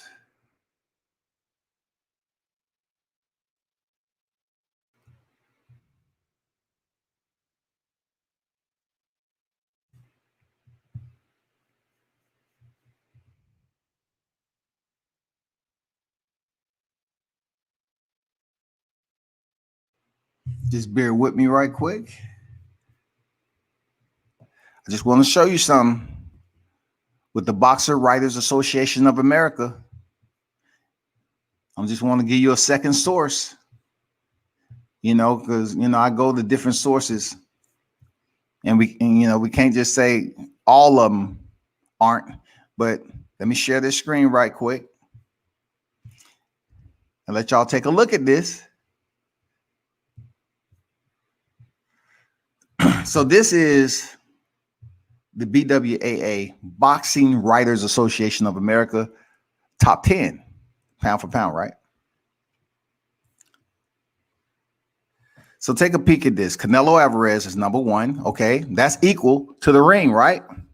Number 2, according to when they updated, they still have Vasily Lomachenko at number 2. Number 2 right now in the ring is Inoue. Number 3 is Terrence Crawford over here, which over there at ring, Terrence Crawford is number 3. Because obviously they removed Vasily Lomachenko. And then, of course, Inoue is number 2 at ring, and he's number 4 over here at BWAA. Errol Spence over here is sitting at number 5, where he sits at number 5 over there at the ring, because Alexander Usyk moved up to number 4 after his best friend Vasily Lomachenko lost. And of course, Alexander Usyk is number 6 over here at the BWAA, and he's number 4 over there at the ring. And as I told you, Gennady Golovkin sits at number 7 over here when he's number, 9 Ring Magazine. You see the inconsistencies, like, and then lo and behold, number 8 Look at that. Number 8 is Tyson Fury. And number 8 at the ring is Juan Estrada. Number 9, Manny Pacquiao used to be number 10 over there at the ring. He's number 9 over here. Like I said, Gennady Golovkin sits at number 9, if I'm not mistaken. And then number 10 is Juan Francisco Estrada, who sits at number 8 over at the Ring Magazine pound for pound. So there's inconsistencies. You know what I'm saying? Let me stroll further down. Also receiving votes was Arthur Beterbiev, who is number 10 on the ring. Mikey Garcia. We haven't seen him up here. And Mikey Garcia is a 4-division champion. So once again, I said, what would Devin Haney have to do? He would have to increase his freaking value of opposition to be considered. Because Mikey Garcia is a 4-division champion. And when have we seen Mikey Garcia just on the pound for pound list? And he's a Mexican fighter. Leo Santa Cruz, 4-division champion. Josh Taylor, unified, currently at 140. Of course, Devin Haney, got Caleb Plant, and it gets a little bit foggy from there, man. When you start looking at Sean Porter and David Benavidez, Anyway, I just wanted to, gander through that. That's all. Shit.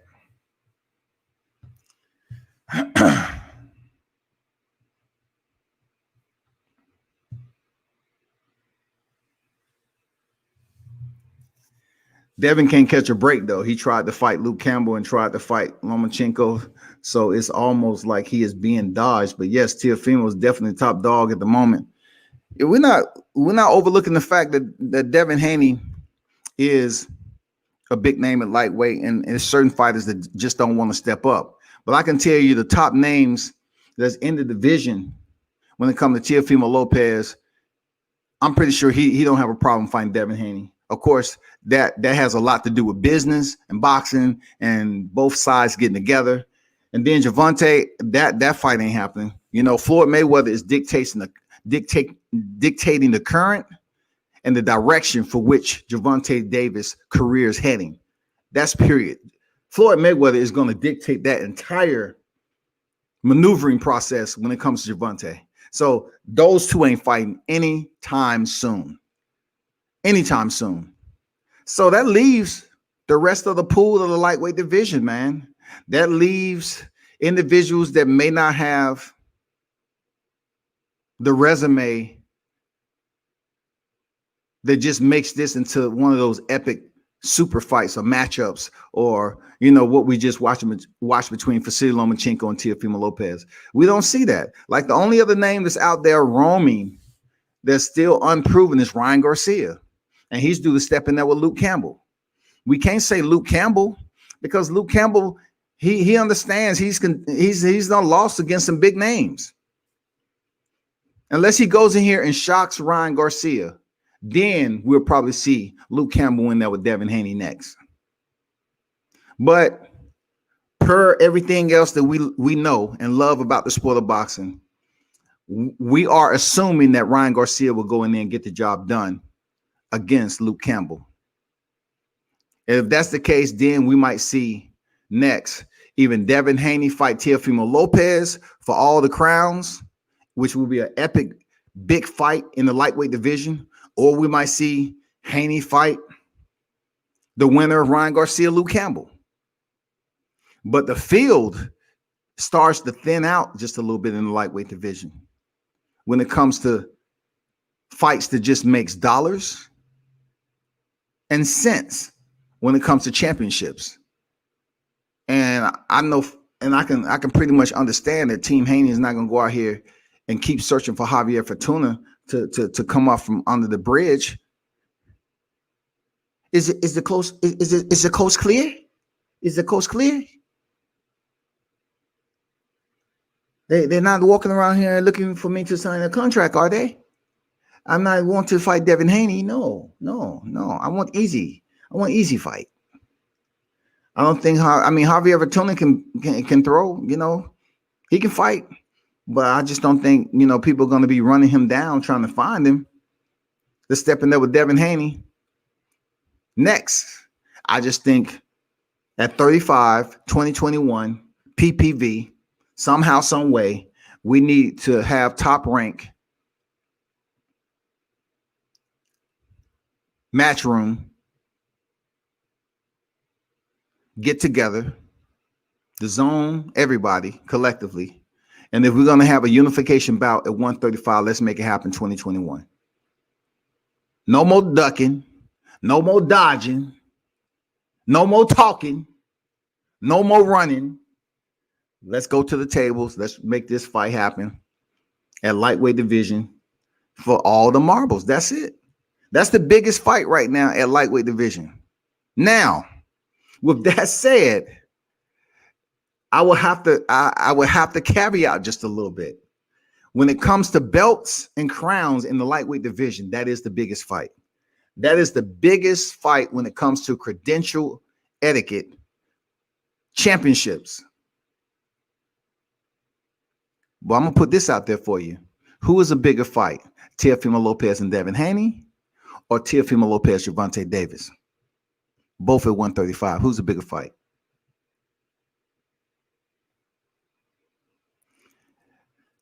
Drop your comments in there, man. Triple G has had a good career, but he's not a top 10 pound for pound fighter right now. I understand him not being knocked off the list for losing the top 3 guy in Canelo, but he lost that fight versus Danchenko. I absolutely agree with you. But they love Triple G. They adore Triple G. Triple G can go in here and look like crap, and they still don't nobody say shit about Triple G. That's why I'm stumping and driving my heels into the motherfucking narratives when you don't say shit about Triple G looking crazy against Danchenko, but yet and still you out here dogging out other fighters who you feel that's an easy target. You want to dog out Gervonta and say he went down there and fought a smaller Leo Santa Cruz, which is bullshit.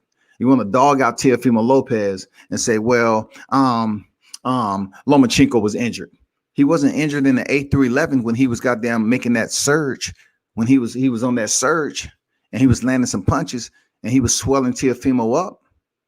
Y'all weren't talking about a shoulder then. 1 minute, they hoping and hoping and hoping, and then they don't get their wish. They want to, but listen, I heard that he had stage 4 COVID and he was on dialysis in the bubble. And just before the fight, they took him off dialysis and said, you're good to go. We gave you 3 IVs. You're good. Just try not to cough in the ring. We don't think all the symptoms have cleared yet. They be coming up with some absolutely off the wall shit, man. Teofimo's fight with Lomachenko, legit.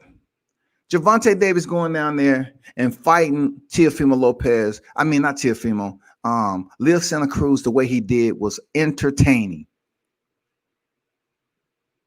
Savage. Tank Davis is a savage, man. I like seeing that dude fight, man. Especially the way he fought Leo Santa Cruz this weekend.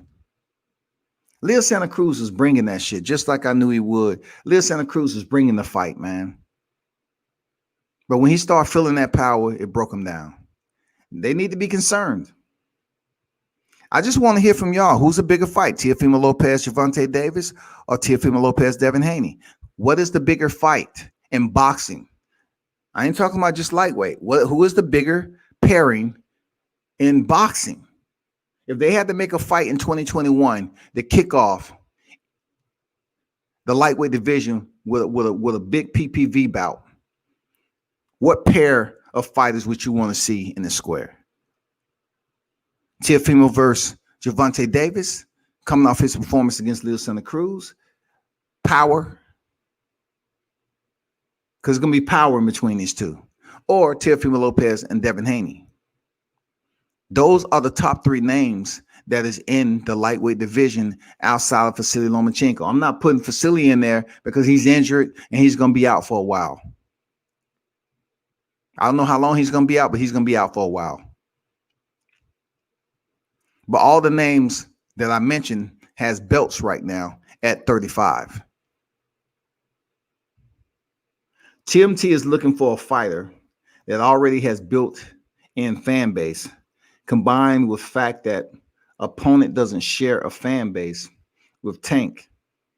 That's the Mayweather pedigree.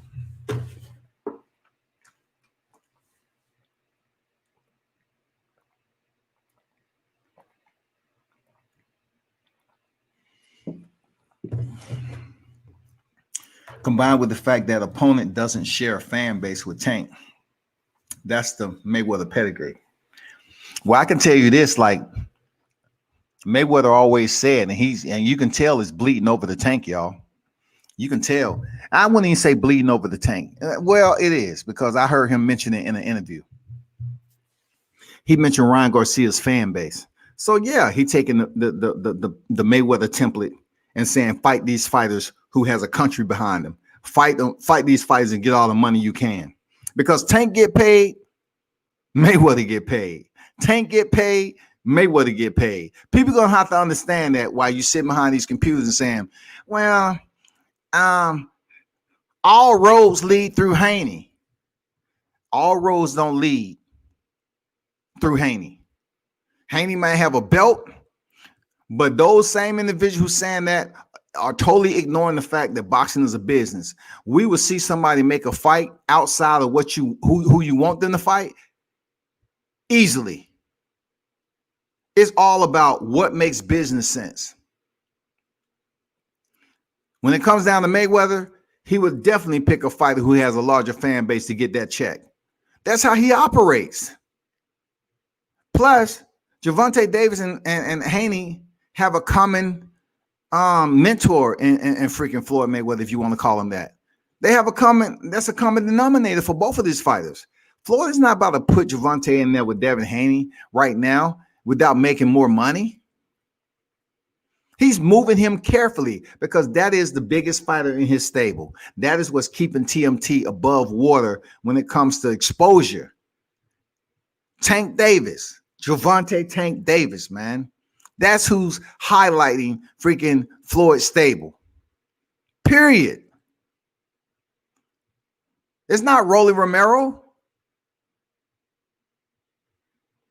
I'm pretty sure, from what I understand, there's some other fighters over there in the TMT stable that's on the rise, man. But I'm saying right now in the lightweight division, that's where we at.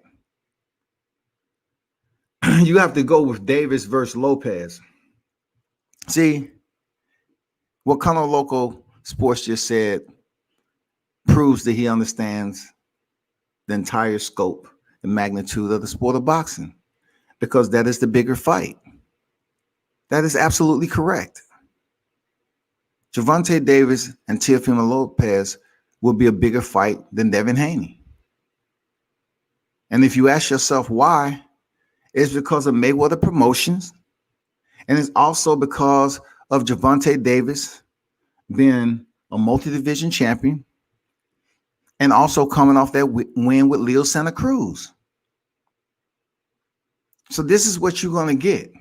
You're going to get the fan base who came out to support Teofimo Lopez against Vasily Lomachenko from freaking New York. You're going to get the Hondurans. You're going to get the Hispanics. You're going to get everybody who came out to support Teofimo Lopez. And then Gervonta Davis, the culture, the black fight fans, what Mexican fight fans he gained off knocking Leo Santa Cruz out. I'm telling you, people are going to start to pay to see Gervonta Davis lose in that perspective. They might. So styles versus styles, power versus power, that leaves me a lot more intrigued to see Gervonta Davis and Teofimo Lopez, because you have that dynamic between the two. They both have legitimate punching power. They can box.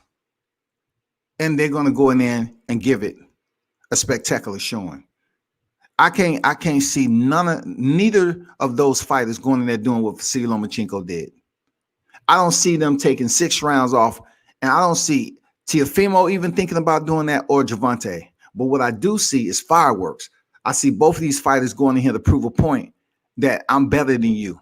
I'm a better boxer than you. And ultimately, I have more power than you. I'm gonna knock your ass out. Just look at this future, this fantasy bout right here, right? Just look at what Kano said, right? Just imagine if you got that work between both of these guys with the same energy that we see between Leo Santa Cruz and Gervonta Davis, right?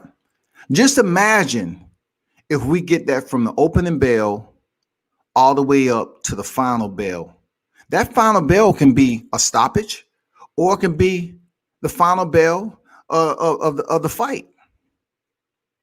But with two individuals with punching power, like Teofimo Lopez and Gervonta Davis, you don't think that shit would be epic? You don't think him being the freaking unified champion? Come on, man. Gervonta has Floyd Mayweather behind him. That's the fight that everybody was growling about over there in Texas. They was talking about Gervonta Davis and Teofimo Lopez. That's how boxing works. Devin Haney may host the WBC title. We understand that clearly. But we're talking about an equal compeer in the same division that has just as big as name. And I think Gervonta's name is bigger than Devin Haney's, be honest. Gervonta Davis has a bigger name than Devin Haney when it comes down to it. It doesn't matter if Floyd was trained in this, that, and the other. I'm going to tell you, people was tuned in to Gervonta Davis. It's what have you did for the fans lately. And right now, them looking at Gervonta Davis, fans always are attracted to knockouts. And man, you cannot even tell me that you wasn't impressed by that knockout. I'm not saying we haven't seen a damn knockout recently. I know we seen freaking Dillian White get knocked the fuck out by Alexander Povetkin. We seen that shit. But we're talking about the lighter classes though. We seen Deontay Wilder knocking out cats. But as a recent, like the hottest division right now, we don't even see the knockout that we seen pretty much with Gervonta Davis, even though he was fighting at a lighter weight class, right? He's still campaigning at the lightweight division. We don't even see knockouts like that in the welterweight division.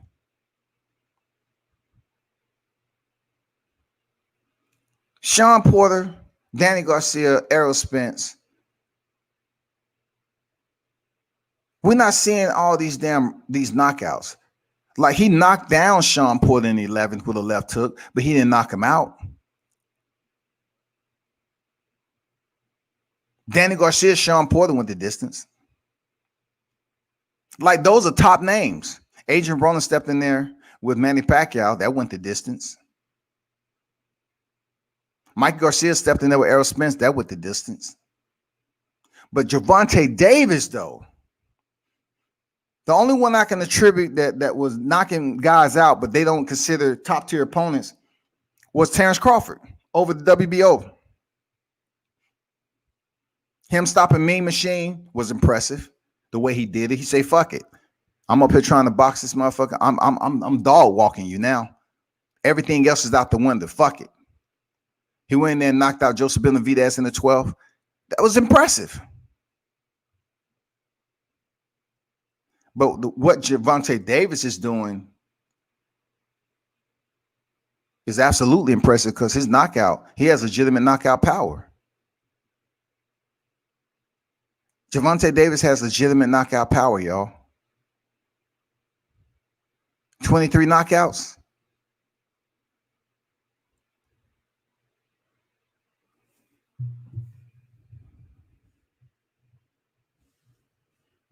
Beast mode. I'm telling you, Gervonta Davis is a beast, man. He's a beast. This man has a 95.65 knockout percentage. Gervonta Davis.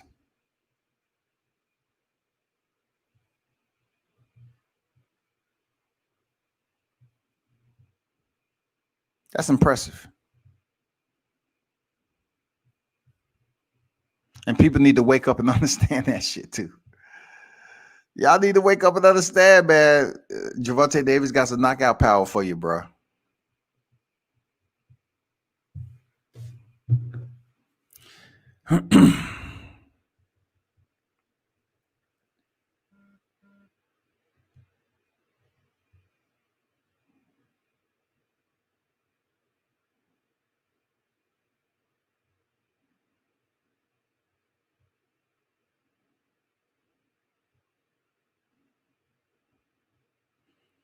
Gervonta 24-0, 23 knockouts, right?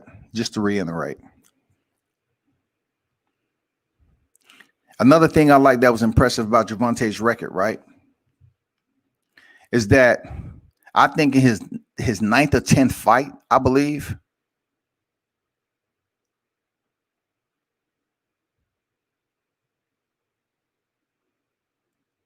I think it was his 9th fight, he fought a guy that had over 70 professional fights. That, you know, to the ones who keep close to some of these journeymen that's in the sport. German Moraes,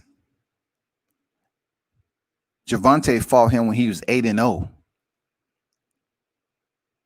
He fought this guy when he was 8-0. Very experienced fighter. That was the only guy to go the distance with him. That was the only guy to go the distance. And that guy, look up his record. He has, man, unbelievable set of professional fights. He has several dozen losses. But Gervonta fought him when he was 8-0, man. The only guy to go the distance with him.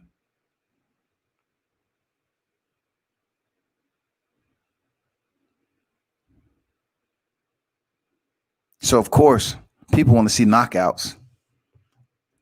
Teofimo Lopez did not knock out Vasily Lomachenko, but he boxed him well. You know, he worked to the body. Gervonta goes to the body. Teofimo Lopez targets the body. Both of these guys have similar directions on targeting their opponent and breaking them down.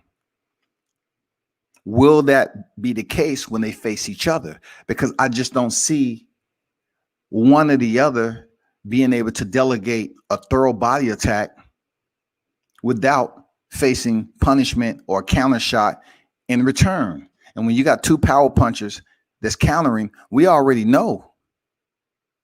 We already seen Gervonta how he loves to freaking counter with that uppercut. It's vicious.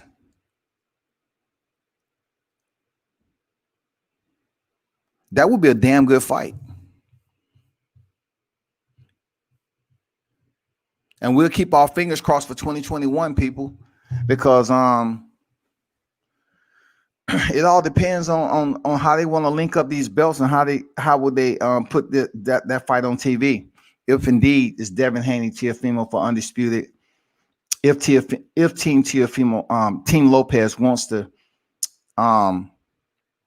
basically have a fight of that magnitude, I can tell you right now, we won't see Gervonta Davis and Teofimo Lopez in the first half of 2021, because Floyd already has said that he wants Gervonta to get one more fight out the way. So expect Gervonta to go in there with somebody that's that's an average name.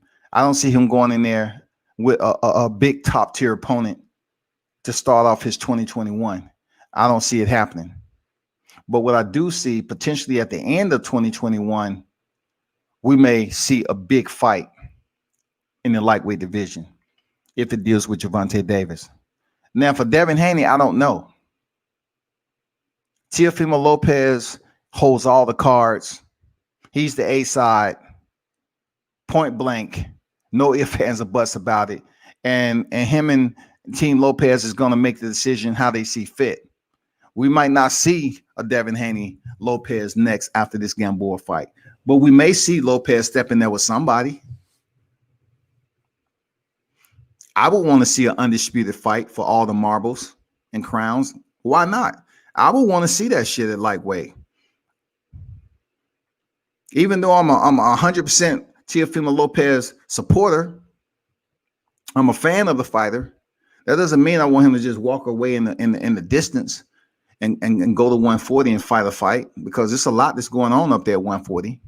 He has plenty of time, but I would definitely like to see him attempt to go step in there and collect all the belts if it's possible. Fight all, leave no doubt, leave no stone unturned.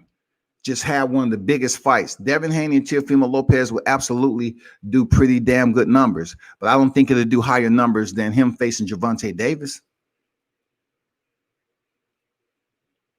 Gervonta Davis has been on PPV. If you think Team Lopez is not trying to go where the money is at, okay. All right, you continue to say what you want. If you think they ain't trying to goddamn develop their brand, if you didn't think you was tuned in when he was negotiating that fight up to $2 million even, so you think he's just gonna recklessly go out here and give away money without branding himself, branding his value, and continue to rise his Wall Street? Man, you absolutely don't understand what's going on. He is all about branding himself as a prize fighter, y'all. Underscore, a prize fighter. He's not out here trying to worry about who's talking about all roads lead through Haney. How? Haney is not writing people's checks in his division.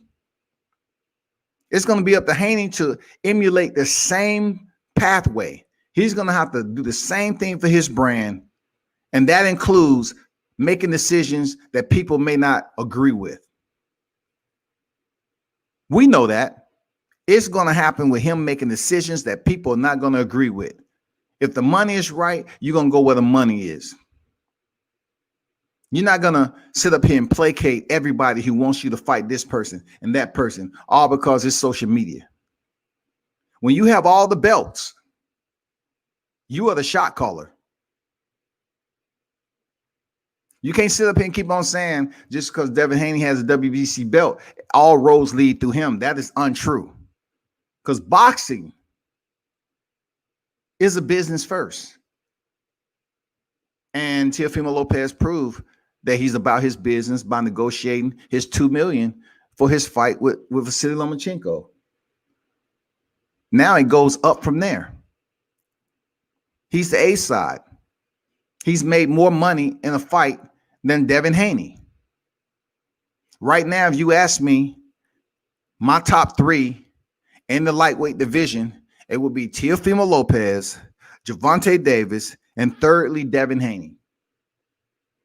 And I put Gervonta Davis up there, even though he has a secondary belt, because he was able to fight on PPV at a lighter division, which raised his stock for the lightweight division as a fighter. Period. You're not thinking smart if you're ignoring that. Devin Haney has not been on PPV.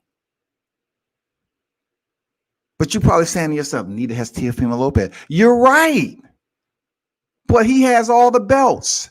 And plus, he was a part of a show co-partner on a free fight that did 4 million viewership. The numbers are grand, man. That's when you can use numbers don't lie. But I'm going to tell you, I don't know if you ever heard it, but when it comes to boxing resumes, numbers lie.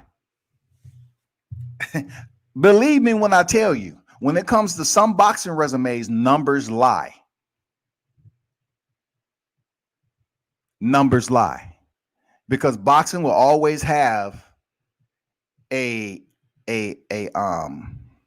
format for fighters to build up their resume off below average opposition. So therefore, that fighter has never stepped in there with a person that's considered top tier opposition. And then when they finally do, they either take a loss or they get knocked out in the process or whatever. But they came in here with the O on their record. But the numbers that stand out is when people are tuned in to you.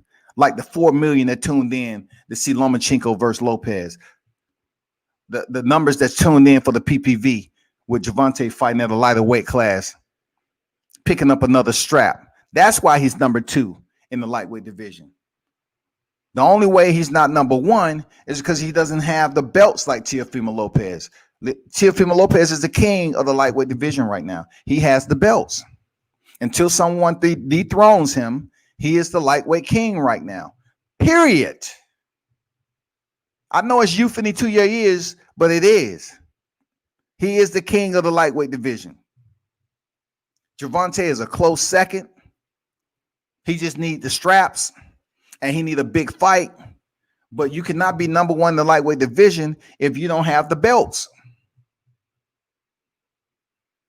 Gervonta has a WBA belt, but it is not the world. Gervonta Davis cannot unify the division with that secondary belt, period. He cannot. And Devin Haney has in the WBC belt. Okay, but we're still looking for him to face a big name. His resume is still in the building phase.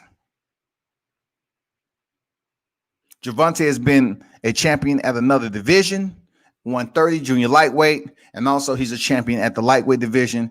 Plus, he just went down to the junior lightweight division again and picked up another strap on pay-per-view. Of course, he's second.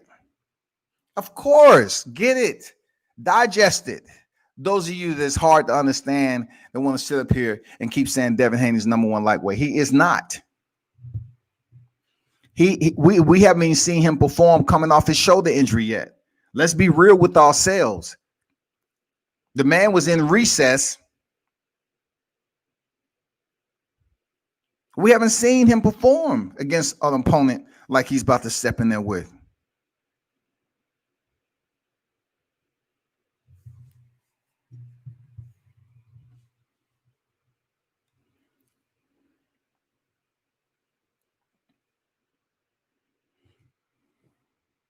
What's up, Alexander? What's good? Right now, I say Teal is bigger just off recent attention alone. Beating Loma was big. Sleeping Leo was huge. Haney versus Tank has potential to be bigger fight, though. I'm looking at the potential of a fight that's actually, like is reachable. Haney versus Tank isn't reachable. That's a fantasy fight right now. If anybody who knows, just know both sides of that. Floyd is not putting Tank in there with Haney. That's why I don't mention that fight like that, because it's not going to happen. I'm mentioning fights that'll be bigger, that's reachable, that's potentially going to come to fruition. That's what I'm looking at. I'm not really throwing names out there as fantasy fights, because I really think Teofimo Lopez and Devin can happen. I think Teofimo Lopez and Gervonta Davis can happen.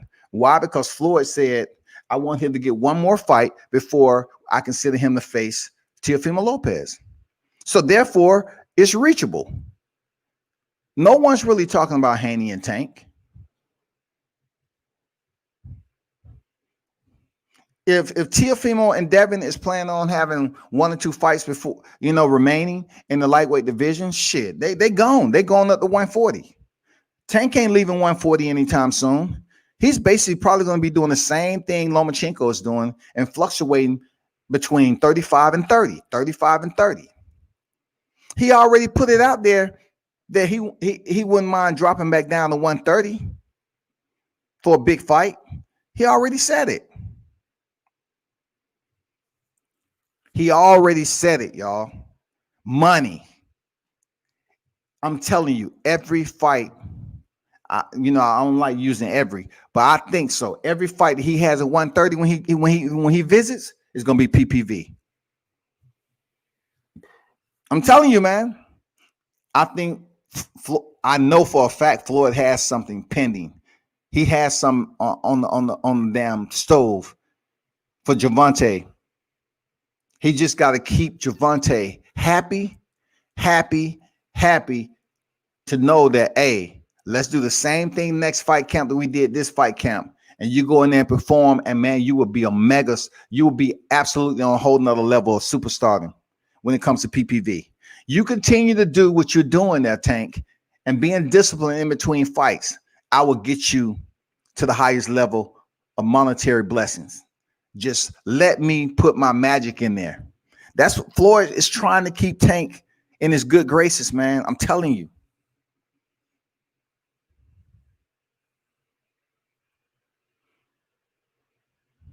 Gervonta Davis dropping down to 130 facing Shakur Stevenson. Yeah, that's a fantasy fight.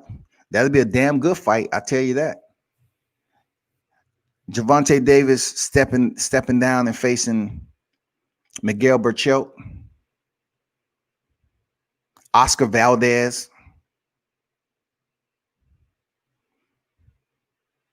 That should be wicked. Can you imagine Gervonta Davis stepping down there? I don't think I think Shakur is going to get one of the champions down there. But can you imagine? Because a lot of people are giving Berchelt the nod to defeat Valdez. Can you imagine Tank stepping down there and fighting Berchelt to unify the division? What? You think that shit won't be on PPV? Oh my God, dog.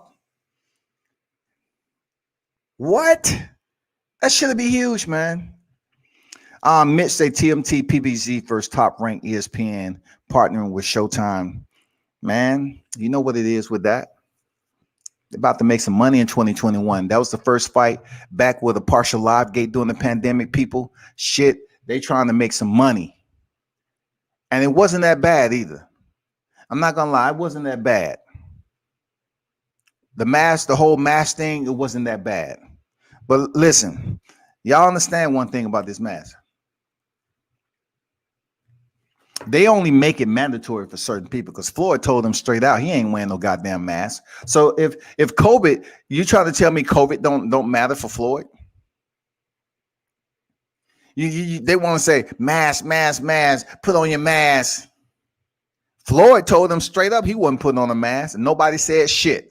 So I guess COVID, when it comes up and it's floating around, it's airborne. It said, "Oh no, that's money right there. Let's go the other way. Come on, y'all. Let's go. Come on. All you COVID-19 tears. Come on. That's Floyd. Let's go around. Go around his security too. They got to stay healthy. Let's go. Keep going." He told them straight up he wasn't wearing no mask. Didn't nobody do shit. Get out of here. Question is, what opponent can Haney fight after Gamboa that breaks him into top 10 pound for pound list? No one.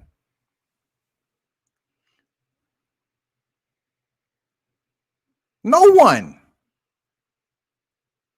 Except Teofimo Lopez. Obviously, if Teofimo Lopez sitting at number 6 on the pound for pound list, regardless if it's respected or not, he's pound for pound right now, right? On at least rings, right? That is the only person in his weight class that is on the pound for pound list is Teofimo Lopez, period. Devin Haney goes in here and defeats Teofimo Lopez. He goes into the top pound for pound rankings. And you're asking yourself, are you sure? Well, why not? Why not? A 1-for-1, right? The only dilemma that I have with the pound for pound is that it doesn't have any consistent criteria that solidifies legitimacy. Like it's nothing that's a format that people go by when it comes to the pound for pound list. They say, well, you must complete this, this, and this. You must have this division. You must have fought this. You must have this. It's really no criteria for entry. It's all based off approval, voting. You know what I'm saying? That's what it's based off of. So you saying Teofimo Lopez defeated a 3-division champion. So that's why he on the pound for pound. But also with that 3-division champion, Lomachenko was number 2 on the pound for pound list. So it's only right that Teofimo Lopez goes somewhere on the pound for pound. Now, on the backside of that, if Devin Haney faces Teofimo Lopez, and if he was to be the victor, then why shouldn't he go on the pound for pound list? Why? Because both of them would have had a single division as a champion. But in this particular sequence, it was for all the crowns of lightweight. I'm talking about every single freaking belt on the higher echelon that a champion can unify with. It's for all the freaking marbles from the franchise on down. That's only if Mauricio Suleiman authorizes a transfer for Devin Haney. We have yet to see that yet, but I'm just saying. He may not authorize a transfer. I would like to say that for Teofimo Lopez and Devin Haney, the franchise belt will not be transferable. Please, no throwing of the bottles and drinks and eggs. Please. I know it's been only Hispanic fighters thus far, but please, my apologies. The WBC is partners with Mexico, and they told me in no way, shape, or form to transfer the franchise belt over to Devin Haney. No, they're not going to do that shit. I would be shocked. Because they have black fighters out here that's been WBC champions that the WBC haven't even considered to be franchise champions. And they was longer champions than Canelo Alvarez. And of course, Vasily Lomachenko. Vasily even never defended his WBC title, but they gave him a franchise belt. And I can say, what about Gary Russell Jr.? He's been reigning. He's one of the longest reigning WBC holders out there. Deontay Wilder was also. They might. I'm surprised they haven't considered Jose Ramirez yet. They're definitely not going to consider a Charlo brother. You know what I'm saying? Shit, they ain't gonna consider the Charlo brother to be franchised. They might goddamn say, you know what? I got an email from Mauricio. He was talking about next fight. He talking about making me franchise. I say, fuck that. We're going to stay it to the road. We're going to keep it down on the road, the ground level.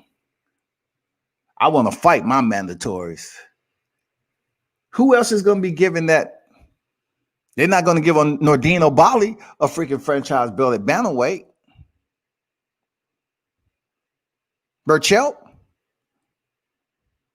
Will it be him?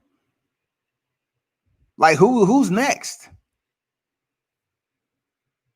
Because right now, the only ones that's benefiting from it, the only one that has benefited from the franchise thus far, in my opinion, who has did it the right way, is Teofimo Lopez.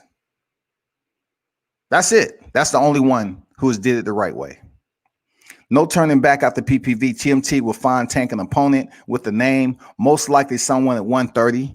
But if Ryan is available for Tank at 135, TMT might do it because Tank's killed Ryan right now. I don't think Oscar De La Hoya will implement that. I don't think he'll implement that matchup, to be honest with you. I know it sounds good for banter. It really does. I truly believe Ryan Garcia was sitting at home looking at the Tank fight with Leo Santa Cruz and really looking at himself and saying, damn, hold up for a second. Am I ready for that? I'm not saying Ryan Garcia doesn't have potential up the road to step in there, but if he steps in there, if he believes he's ready to step in there with Gervonta because he has the height, advantage and potentially reach. I'm not sure what the reach is like, but he's taller than Tank. I see him not being ready for Tank until 2022. I think if he steps in there next year with Gervonta, Ryan Garcia get knocked out in similar fashion as Amir Khan, whatever knockout highlight reel you want to pull up in social media. I think he get put to sleep in the worst way. The pressure Tank will put on Garcia to force him to fight on the inside, to force him to box off the back foot. It ain't gonna be no check left hook shit. It ain't gonna be like standing flat foot waiting to counter Tank. Because you stay in one place too long with Tank, he will make you pay with a hook to the body. It don't matter it's the left or the right. Left or right. It'd be cadence. Left, right, left, hello, right, left, right, hello, right. That's how them punches gonna be coming in until he land that freaking uppercut. And then you get hello, plateau. Everything come to its halt. EMT, please. EMT. Where the EMT? Hurry up. Let's go. Seriously.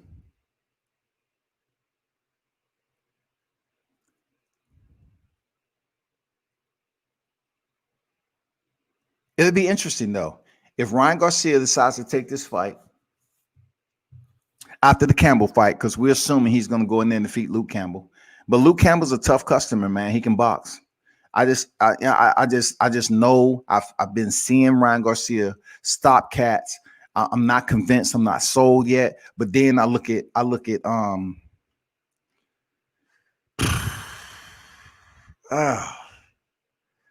Luke Campbell, bro. And a lot of what I'm seeing says he's a better boxer than Ryan Garcia. A lot of that says, Olympian, he should go in there and be able to give Ryan Garcia a good lesson. But Ryan Garcia is trying to prove to people that he has power. He defeats Luke Campbell. And one connection that we have with Gervonta Davis is saying that, he wouldn't mind facing Ryan Garcia because he has like 8 million followers. So they're going for the money. But in between that, I believe Gervonta Davis and Floyd Mayweather would definitely step back down to 130 PPV, build up Gervonta's stock again. And this is what I mean by leaving your compeers and your constituents behind in the sport of boxing when it comes to this PPV and this price tag, so to speak, as a prize fighter. What Gervonta Davis is doing is separating himself by fighting on PPV. Now, this basically involves him elevating his brand in the lightweight division by fighting in the lighter division. It's almost as if he's picking up transparent titles and building up his brand in a lightweight division without even fighting the champions in his own freaking weight class, because he's fighting on PPV. He's building up. PPV is transferable. PPV is transferable to the brand. You just can't say, well, he hasn't fought on PPV at lightweight. Of course. But he has it at junior lightweight. And that's going to absolutely benefit him when he faces someone at lightweight. You're going to have to understand, you're talking to a PPV fighter right now. That is huge. It's freaking huge for Gervonta Davis to be fighting on PPV the way he did. And then, of course, he probably has another one lined up for 2021. So he may not have earned another title at lightweight, but the value and stock for him as a fighter when he does fight somebody at lightweight will be increased and does have legitimate value because he's fighting on PPV. And I like it. You know what I'm saying? I like it because it's a very smart business move when it comes to his career. Very, very smart. Gervonta continued to fight some big names. He continued to be on PPV, continue to rise his stock. And, man, he's going to just elevate to new levels, man. It's not all about going up here, belt, belt, belt. He's going to get the belts. But also he's trying to build his bank account to a point where he reach a whole nother level of being one of the highest paid in boxing. Everybody want to talk about being the highest paid in boxing, but how are you going to go about it? That's the biggest question, man. Belts. doesn't mean necessarily you're going to get the biggest paycheck. And we know that to be true. Belts doesn't mean you're going to get the biggest paycheck. Belts mean you have the credentials to negotiate your worth and who you are fighting. You have that option that, whether you're going to be the A side or B side. It's a whole lot of variables that are consistent with a fighter growing their brand when they have a championship belt. It's just dependent on which one you have. And right now, the beauty and the magical aspect of Tank Davis is the fact that he's building up his brand from a lighter division that's helping him become more valuable of an asset in the lightweight division where he has a secondary belt. It's beautiful. Because he's showing out next door and then coming home and saying, you know what, I'm still the man on this motherfucking block. Don't worry about that. But all roads lead through Haney. All roads. Hey, you keep on saying all roads lead through Haney, and they're going to drive right around him. Because one thing I can see about Floyd and everybody else, Floyd is all about the money. Floyd is all about the money. He's going to make sure his cash cow is milked properly. People, Floyd is going to make sure his cash cow is milked properly.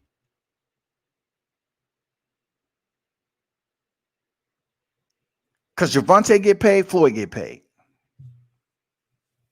The bigger fights with Gervonta, Floyd keeps his face in the media.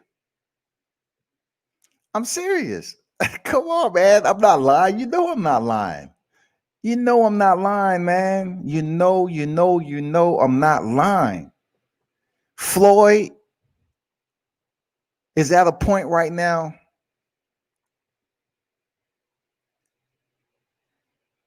that he wants to continue to stay somewhere close to the lens. Like we seen him in the virtual media workout. He went off on a tantrum and shit. But look at the outcome of it though. Look at the results. The crowd was going wild, man. And then you saw the pictures. Let me show you the pictures. Let me give you some receipts right quick, people. You know what I'm saying? Let me give you some receipts right quick. You saw the pictures. If you didn't see the pictures, let me show you these pictures right quick. I just want to show you a little bit. Just a little bit, shawty. It's not going to be that much, shawty. You know what I'm saying? Just a little bit. Let me show you some pictures right quick.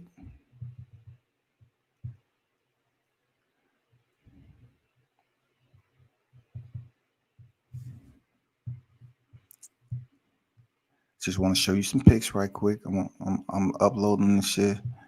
Show you a couple, not too many. You know what I'm saying? Not too many. Just want to show you some pics right quick. It's changing things. Shit change. Shit change, y'all. You know what I'm saying? Bear with me right quick. I'm getting the last picture right now. And you tell me what this picture means to you. Da da da da da. Where you at? Trying to tell me. Where's my favorite picture? You trying to tell me that's on another program?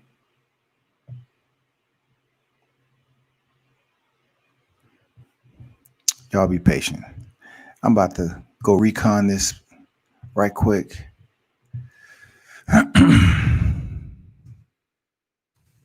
Nah, hold up. Y'all just stand tight. Y'all been with me this long. Just stand tight now. Just stand tight, man. I know y'all been here this long. Just hold tight. I'll be right back to you. You know what I'm saying? Just hold tight.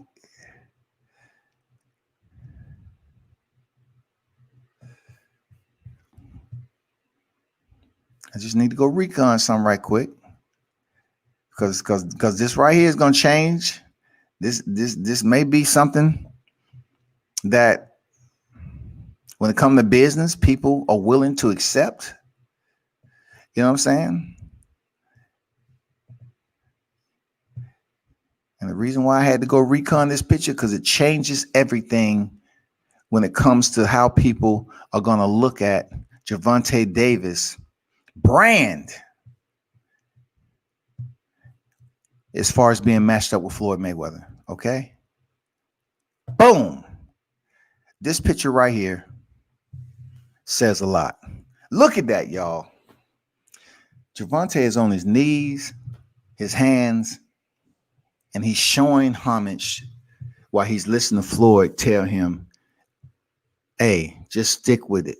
I will make you millions. I will make you a star. I know we had contentiousness between us in our relationship. I know a lot of decisions has been fractured. I know we have a history where I bought a house and a car for your fam. I took it. It's been so much back and forth, and we've been basically denigrating each other in the media. This picture right here changes a lot. This changes a lot, y'all. With Gervonta, the way he came up, the way people have been trying to tell him that, you know, he can't talk in the media and all that. They say Floyd can't read, Gervonta can't talk. Two boxing stars, one a mega star in Floyd Mayweather. This picture right here, Floyd is telling Gervonta, I'm proud of you. You're a superstar, man. I would take you to new levels. Promise you that. Just give me an opportunity. Just give me an opportunity.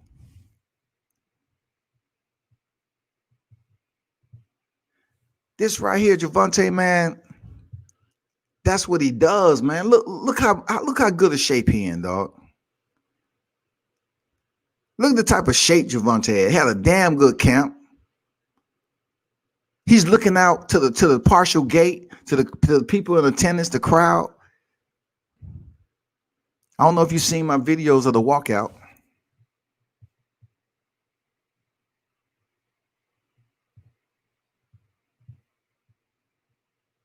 But I had to, I actually recorded the walkout of Leo Santa Cruz and Gervonta Davis. And then, of course, Floyd Mayweather came out a little bit ahead of Gervonta Davis before his walkout. But he had a nice, clean outfit on, had the Mexican colors. And, of course, people was making a big deal about the gloves being changed. Man, stop it. Believe me, it's nothing like what we're talking about with Tyson Fury. But Gervonta Davis in this picture right here. And, of course, what set it off was this brutal knockout right here. Now, actually, this picture says a lot to where I was at. I was actually right outside this view of this picture.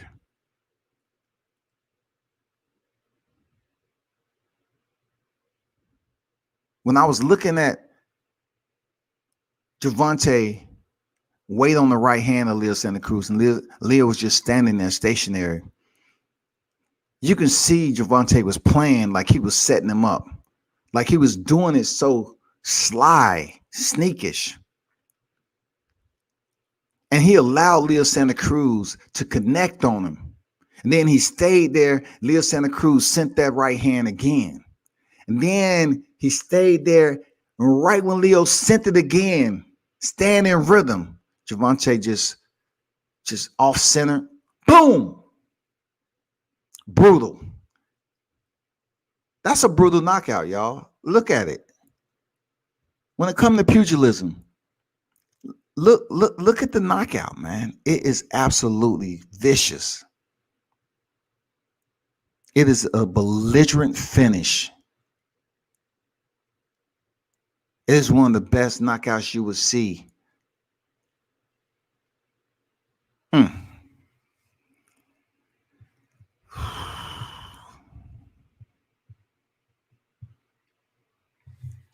Vicious, y'all. That shit was vicious. I ain't gonna lie. I thought Leo Santa Cruz wasn't gonna get up off the canvas. I'm not gonna lie to you. You can argue Haney above Tank at lightweight. Haney isn't, no. Nah, Haney isn't above. Look, Mitch, I can't argue Haney is above Tank at lightweight. He isn't. Because PPV bleeds over the lightweight, y'all. The value, look, what does PPV do for a fighter? It increases their value, right? You cannot say Devin Haney because he has WBC title and fought on the undercard of some YouTubers is the same as Gervonta headlining the card. There's certain layers to as a fighter build themselves up that all has to do with value. Gervonta doesn't have to build up his entire boxing credentials in the lightweight division. That's why the sport allows boxers to fluctuate back and forth in between divisions to build up their stock. It's not like what you do at a lighter weight class doesn't reciprocate over to the weight classes you're campaigning at. That's not the case, is it? Because if that was the case, we wouldn't be calling people 2-division champion, 3-division champion, 4-division, because everything you do reciprocates in your boxing career as a whole, right? So therefore, I'm not going to sit up here and argue that Devin Haney is a bigger name than Gervonta at lightweight division. Because if Gervonta is on PPV headlining, but Devin Haney isn't, when it comes down to the stock and the Wall Street of that fighter, then guess what?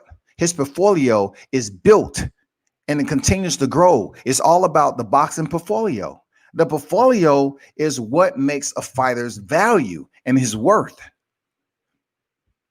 not just a resume and a belt. And I haven't even been, hyping on the point on how the belt was received.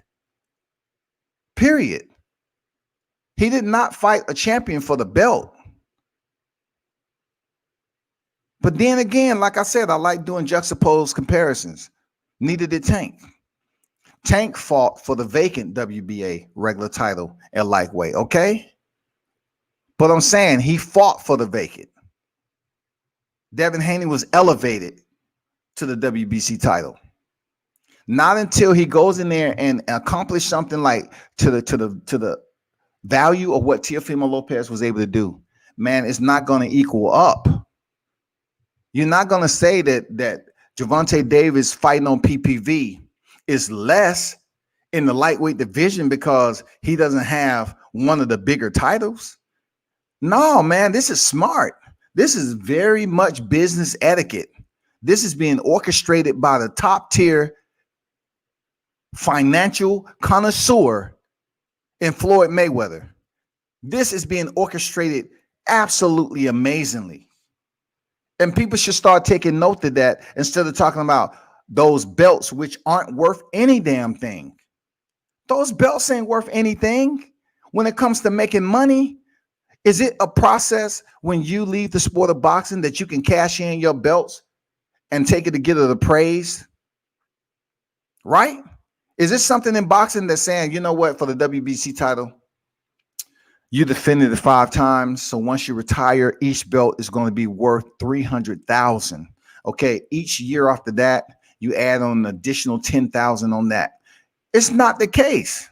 If people that sell their belt to a freaking private seller or someone that has interest in buying the belts, it's just like an auction. It's just like, how big was this boxer? First of all, how big of a name was he or she? And then, what is the value of it? That's not how it goes down. I mean, well, I'll take that back. When a fighter goes broke and all, that's pretty much how it goes down. But boxing as a sport, they don't allow somebody to say, well, we're going to give you a lifetime pension because you have this amount of belts. Therefore, each belt, we're going to grade that at $50,000 per belt. And we're going to do a prorated off the damn formula that we have here. We're going to say with the number of belts that you have, total 12 belts, multiply and subtract that. Well, we're going to give you $3,000 a month for the rest of your life. That's not how that's not how it happened. You know what I'm saying? That's not how it goes down, people.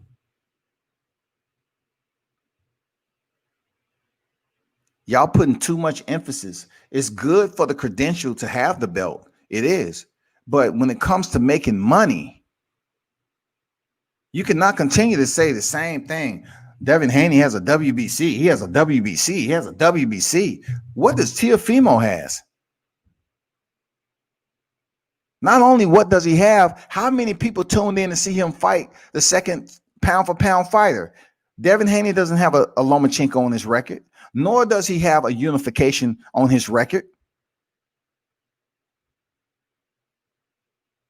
What he does possess in equal status as Teofimo Lopez is an O. He's undefeated.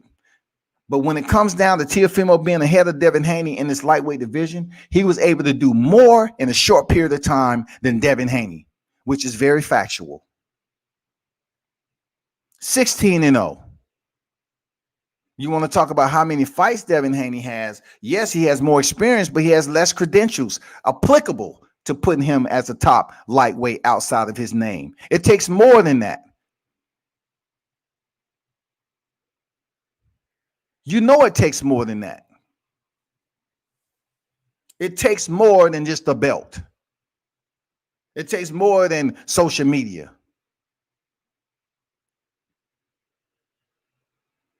I don't even think, and you barely hear me mention this, social media followers. I don't even think he has 1 million social media followers. I don't even think he has 1 million.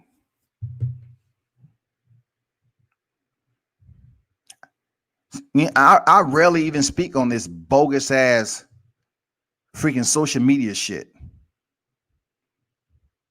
Because if you had freaking 1 million social media followers and they all tuned in for your PPV, the freaking life would be lovely, won't it? Let me see how many social media followers Devin Haney got. So Devin Haney on IG has 790K followers, y'all. 790K followers. 790K followers. Gervonta Davis, 2.4 million. Mitch, did I answer your question? Do you totally understand how basic I'm trying to keep this? You know what I'm saying? How logical I'm trying to keep it? When you say you can argue, nah, it's no argument. Gervonta is increasing his Wall Street a different type of way in the same weight class for where you have people continuing to bark belt, belt, belt. Who cares about all roads lead for an undisputed title? That's one paycheck. How many times are you, look, where are you going to get the real money at? Are you headlining a card? Are you headlining a freaking card? Are you fighting to set yourself up for the next step to headline a card? And since we don't have a damn live gate, and since you are signed with the organization that don't have a PPV format, you will be continually trying to crawl to get the bigger paycheck. Unless you fight on somebody else's network and you still have to pay a stipend, you're still going to have to come out the pocket for that. Because the zone does not have a PPV structure. Like I was saying before, Gervonta has 2.4 million. Okay? To Devin Haney 790K or whatever. Let's just go to Teofimo Lopez, okay? Coming off that fight, he might have more than Teofimo Lopez. Look at Teofimo Lopez. Teofimo has 301K. Devin Haney has more followers on IG than Teofimo Lopez. But yet Teofimo Lopez did 4 million viewers on a free fight with Vasily Lomachenko. Higher numbers than Devin Haney has even come close to. A higher paycheck than Devin Haney has ever came close to.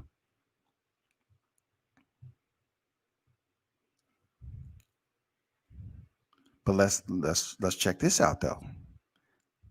Let's go next door. All right. Let's go next door. Let's go next door. Let's check this out.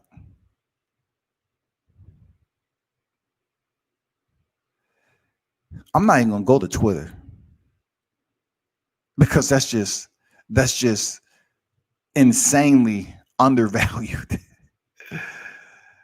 You know what I'm saying? That's why you can't go off this social media bullshit. It's inconsistent. Real talk. Devin Haney has 70.k followers on Twitter. Teofimo has like 60 something K on Twitter. And that's for all the people who deals in this Twitter shit and IG and all that, right? So let's go check out Gervonta on Twitter. Gervonta has 284k followers on Twitter. If we're talking about fan participation, Gervonta Davis is separating himself. And let's not forget, he's a 2-division champion. He's separated himself when it comes to his value as a fighter. That's all I'm trying to say. Stop using the same dried up line talking about all roads lead through him. How? How all roads lead through him? Not when it comes to the bank account.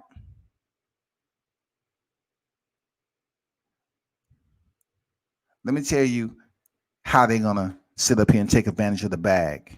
Watch this. This is how they're going to take advantage of the bag. Watch.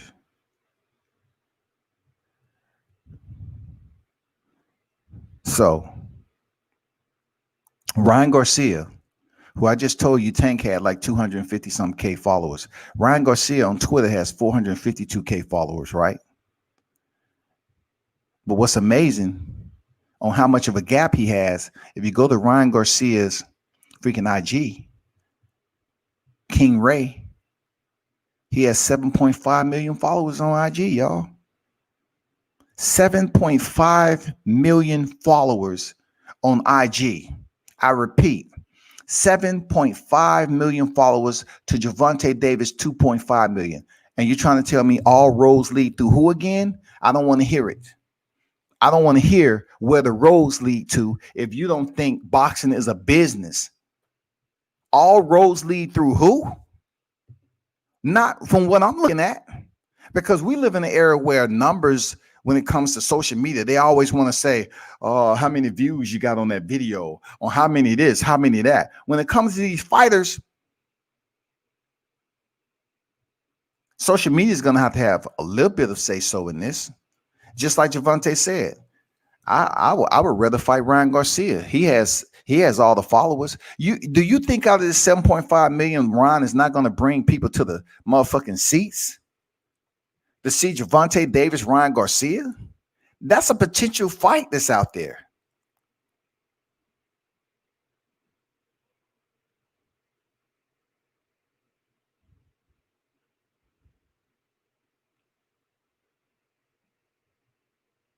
That's a potential fight, man. Y'all have to understand how this is changing.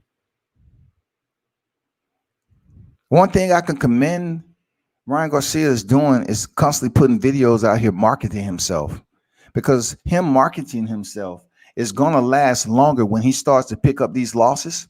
It's going to allow him to last longer than most fighters who aren't doing and putting in the work that his team is doing. His PR team is doing.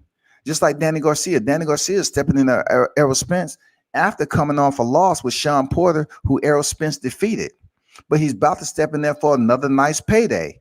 Why? Because he still has value to his name, along with a respectable resume. Ryan Garcia, he's putting out videos and everything, marketing himself with his shirt out, catering to the women, building up that women, the female fan base like he should. You know, being a heartthrob, so to speak, an old school word, heartthrob. He's being a heartthrob to the women. You think those women are not going to come out, or you think they're not going to tune in to PPV to see Ryan? Yeah, they're going to see him. They're going to tune in to see him. Absolutely, they're going to tune in to see him. That's where the game changes, man. That's where you have people that's continuing to be in one single bubble and they keep saying the same thing over and over again. And all the words that they're speaking about is not really earning that potentially the fighter that they're speaking on, and not earning him any more money. The other fighters are looking at that shit laughing.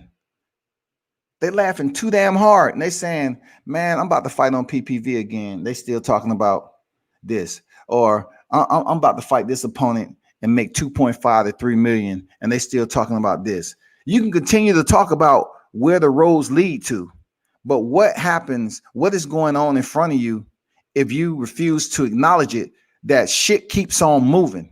And if fighters that are in your same weight class continue to do bigger moves and progress quicker than what you're doing, you're not doing anything about it, you're not recognizing, you keep saying the same thing over and over again, it makes absolutely no sense. If it's not something that's benefiting you monetarily, business-wise, and raising your brand up as a fighter, then you don't get it. Because you can say this shit every freaking day, where the roads lead to. What does the money lead to? Who's going to bring you the most money?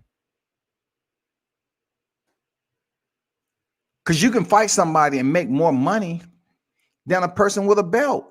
We know plenty of fighters out here with a belt that doesn't have no value, minimal value to their name.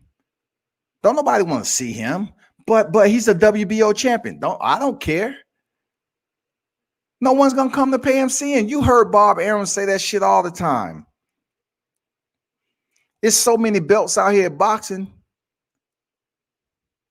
They want to go with the popularity. They want to go with the performance. They want to go with the matchups. They want to go with what have you did for me lately. And Gamboa ain't it.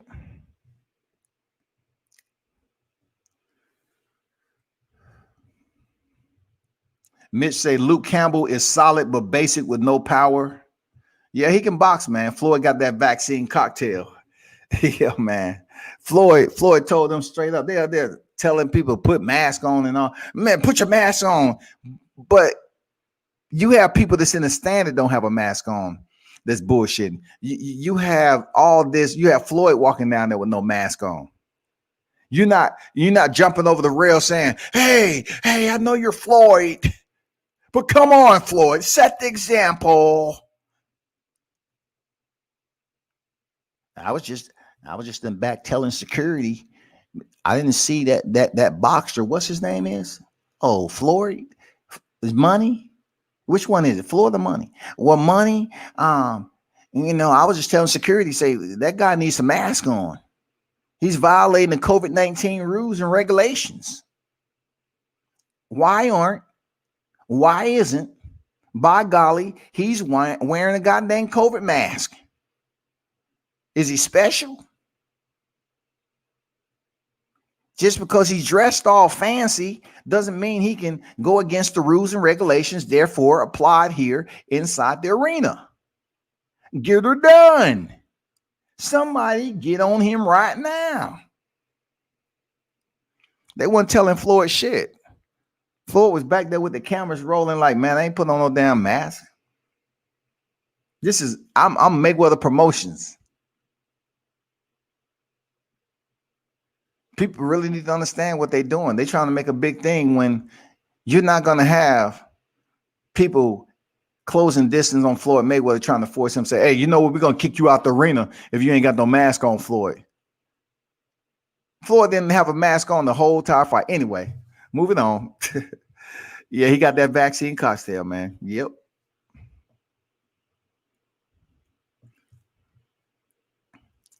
He said, look how Leo tucked that right elbow.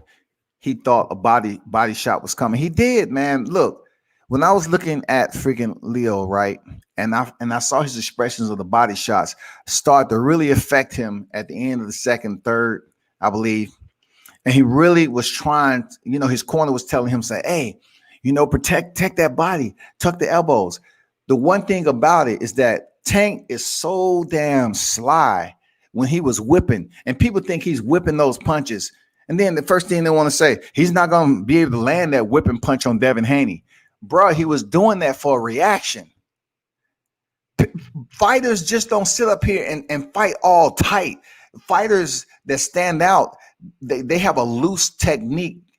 You know, well, I wouldn't say a loose technique. They have a fluent technique to their delivery.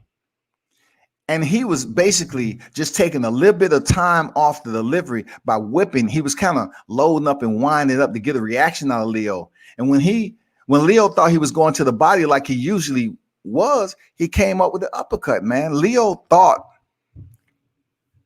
he predicted the right. He thought he had the location down until that uppercut came and said, abort.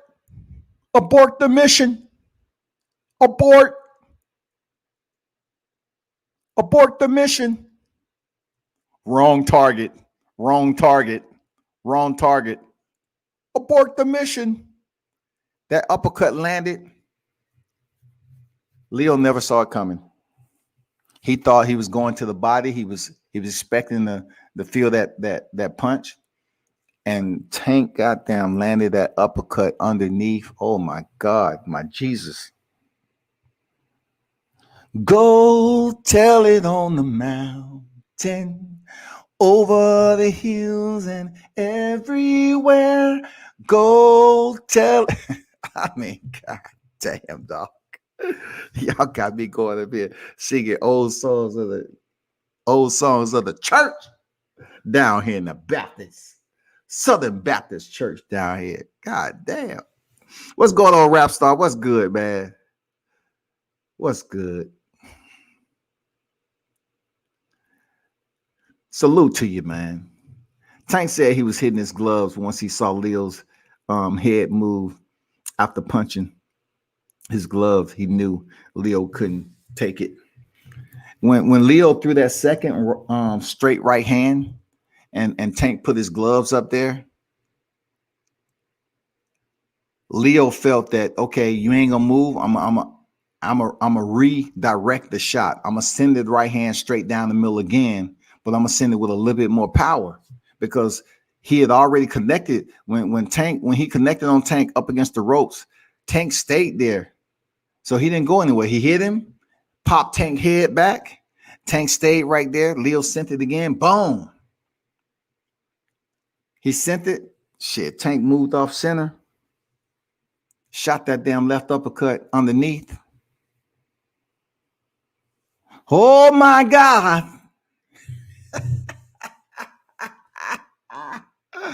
Oh, my God. Man, I ain't gonna lie, man. When I saw that punch land and Leo, oh my God, man, I'm glad he made it up though. I'm just saying, damn, Tank is a dog. He's a savage, man. He's a badger. He's a Kodiak.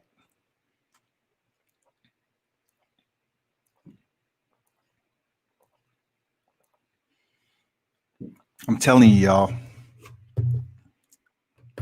being able to cover fights on site, man, is absolutely productive as shit, man. You get to see a lot of stuff for real. You get to communicate. You know what I'm saying? You get to see expressions on the fighters' faces up and close. You get this, when Gervonta was landing those body shots on Leo Santa Cruz, I seen what effect they was having, like the oohs and ahs. And Leo Santa Cruz is in his backyard. So when he was dropped, it's a lot of things you can't hear sitting at home watching on PPV. But man, his people a fight broke out over there. Man, I'm telling you, man. When he got knocked out, man, motherfucker was damn in awe. The Mexican fans that came there to see Leo Santa Cruz. Seriously, man, like it was like, God damn, is he okay? Is he gonna get up? And then I was thinking about his pops and what he's been through. Man, it was just a lot that was going through my mental Rolodex right there. I was like, damn, man, it's bad. And then I guess they showed up on the damn Tron that his father, reached his hand up there and touched Leo's arm. Man, it was a lot going on in that moment. I ain't gonna lie. There's a lot going on, man. But I'm glad Leo made it up enough to walk over and shake the hand of commissioner, whoever he shook his hand, but I don't know what's next for Leo. It's not like he's taken a lot of knockouts in his career, but that knockout was brutal. I know he has some more fights left in him, though. Of course he does. But I don't think he's going to be facing Gervonta Davis again. That ain't happening. That's the last time he'll ever step in the ring with Gervonta Davis.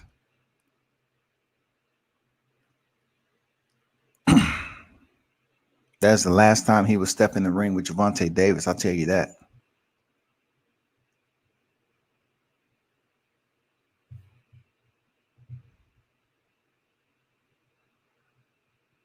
Y'all hold on for a second.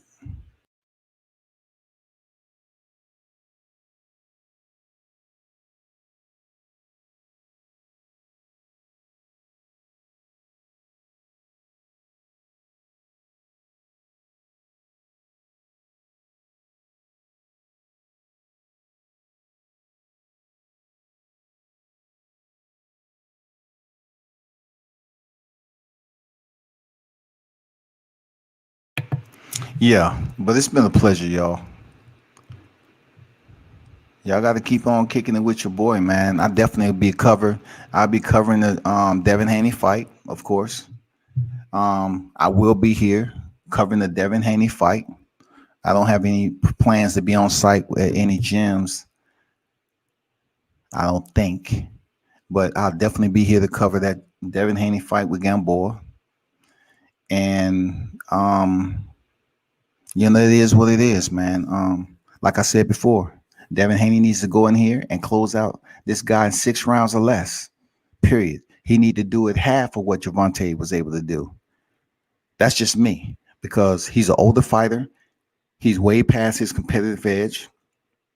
And if Devin Haney is going to just exacerbate his popularity as a fighter as being a lethal threat, or someone that's in the same class, someone that'll be extremely competitive to the likes of a power puncher like Gervonta Davis and Teofimo Lopez, he needs to go out here and close out the old guy. He needs to. He has a lot of tread on the tires. He needs to go out here and close out the old guy. You know what I'm saying? But y'all know what it is, man. Turn up and tune in to World Combat Sports. Until next time, man, y'all stay tuned to this weekend. I absolutely be back this week.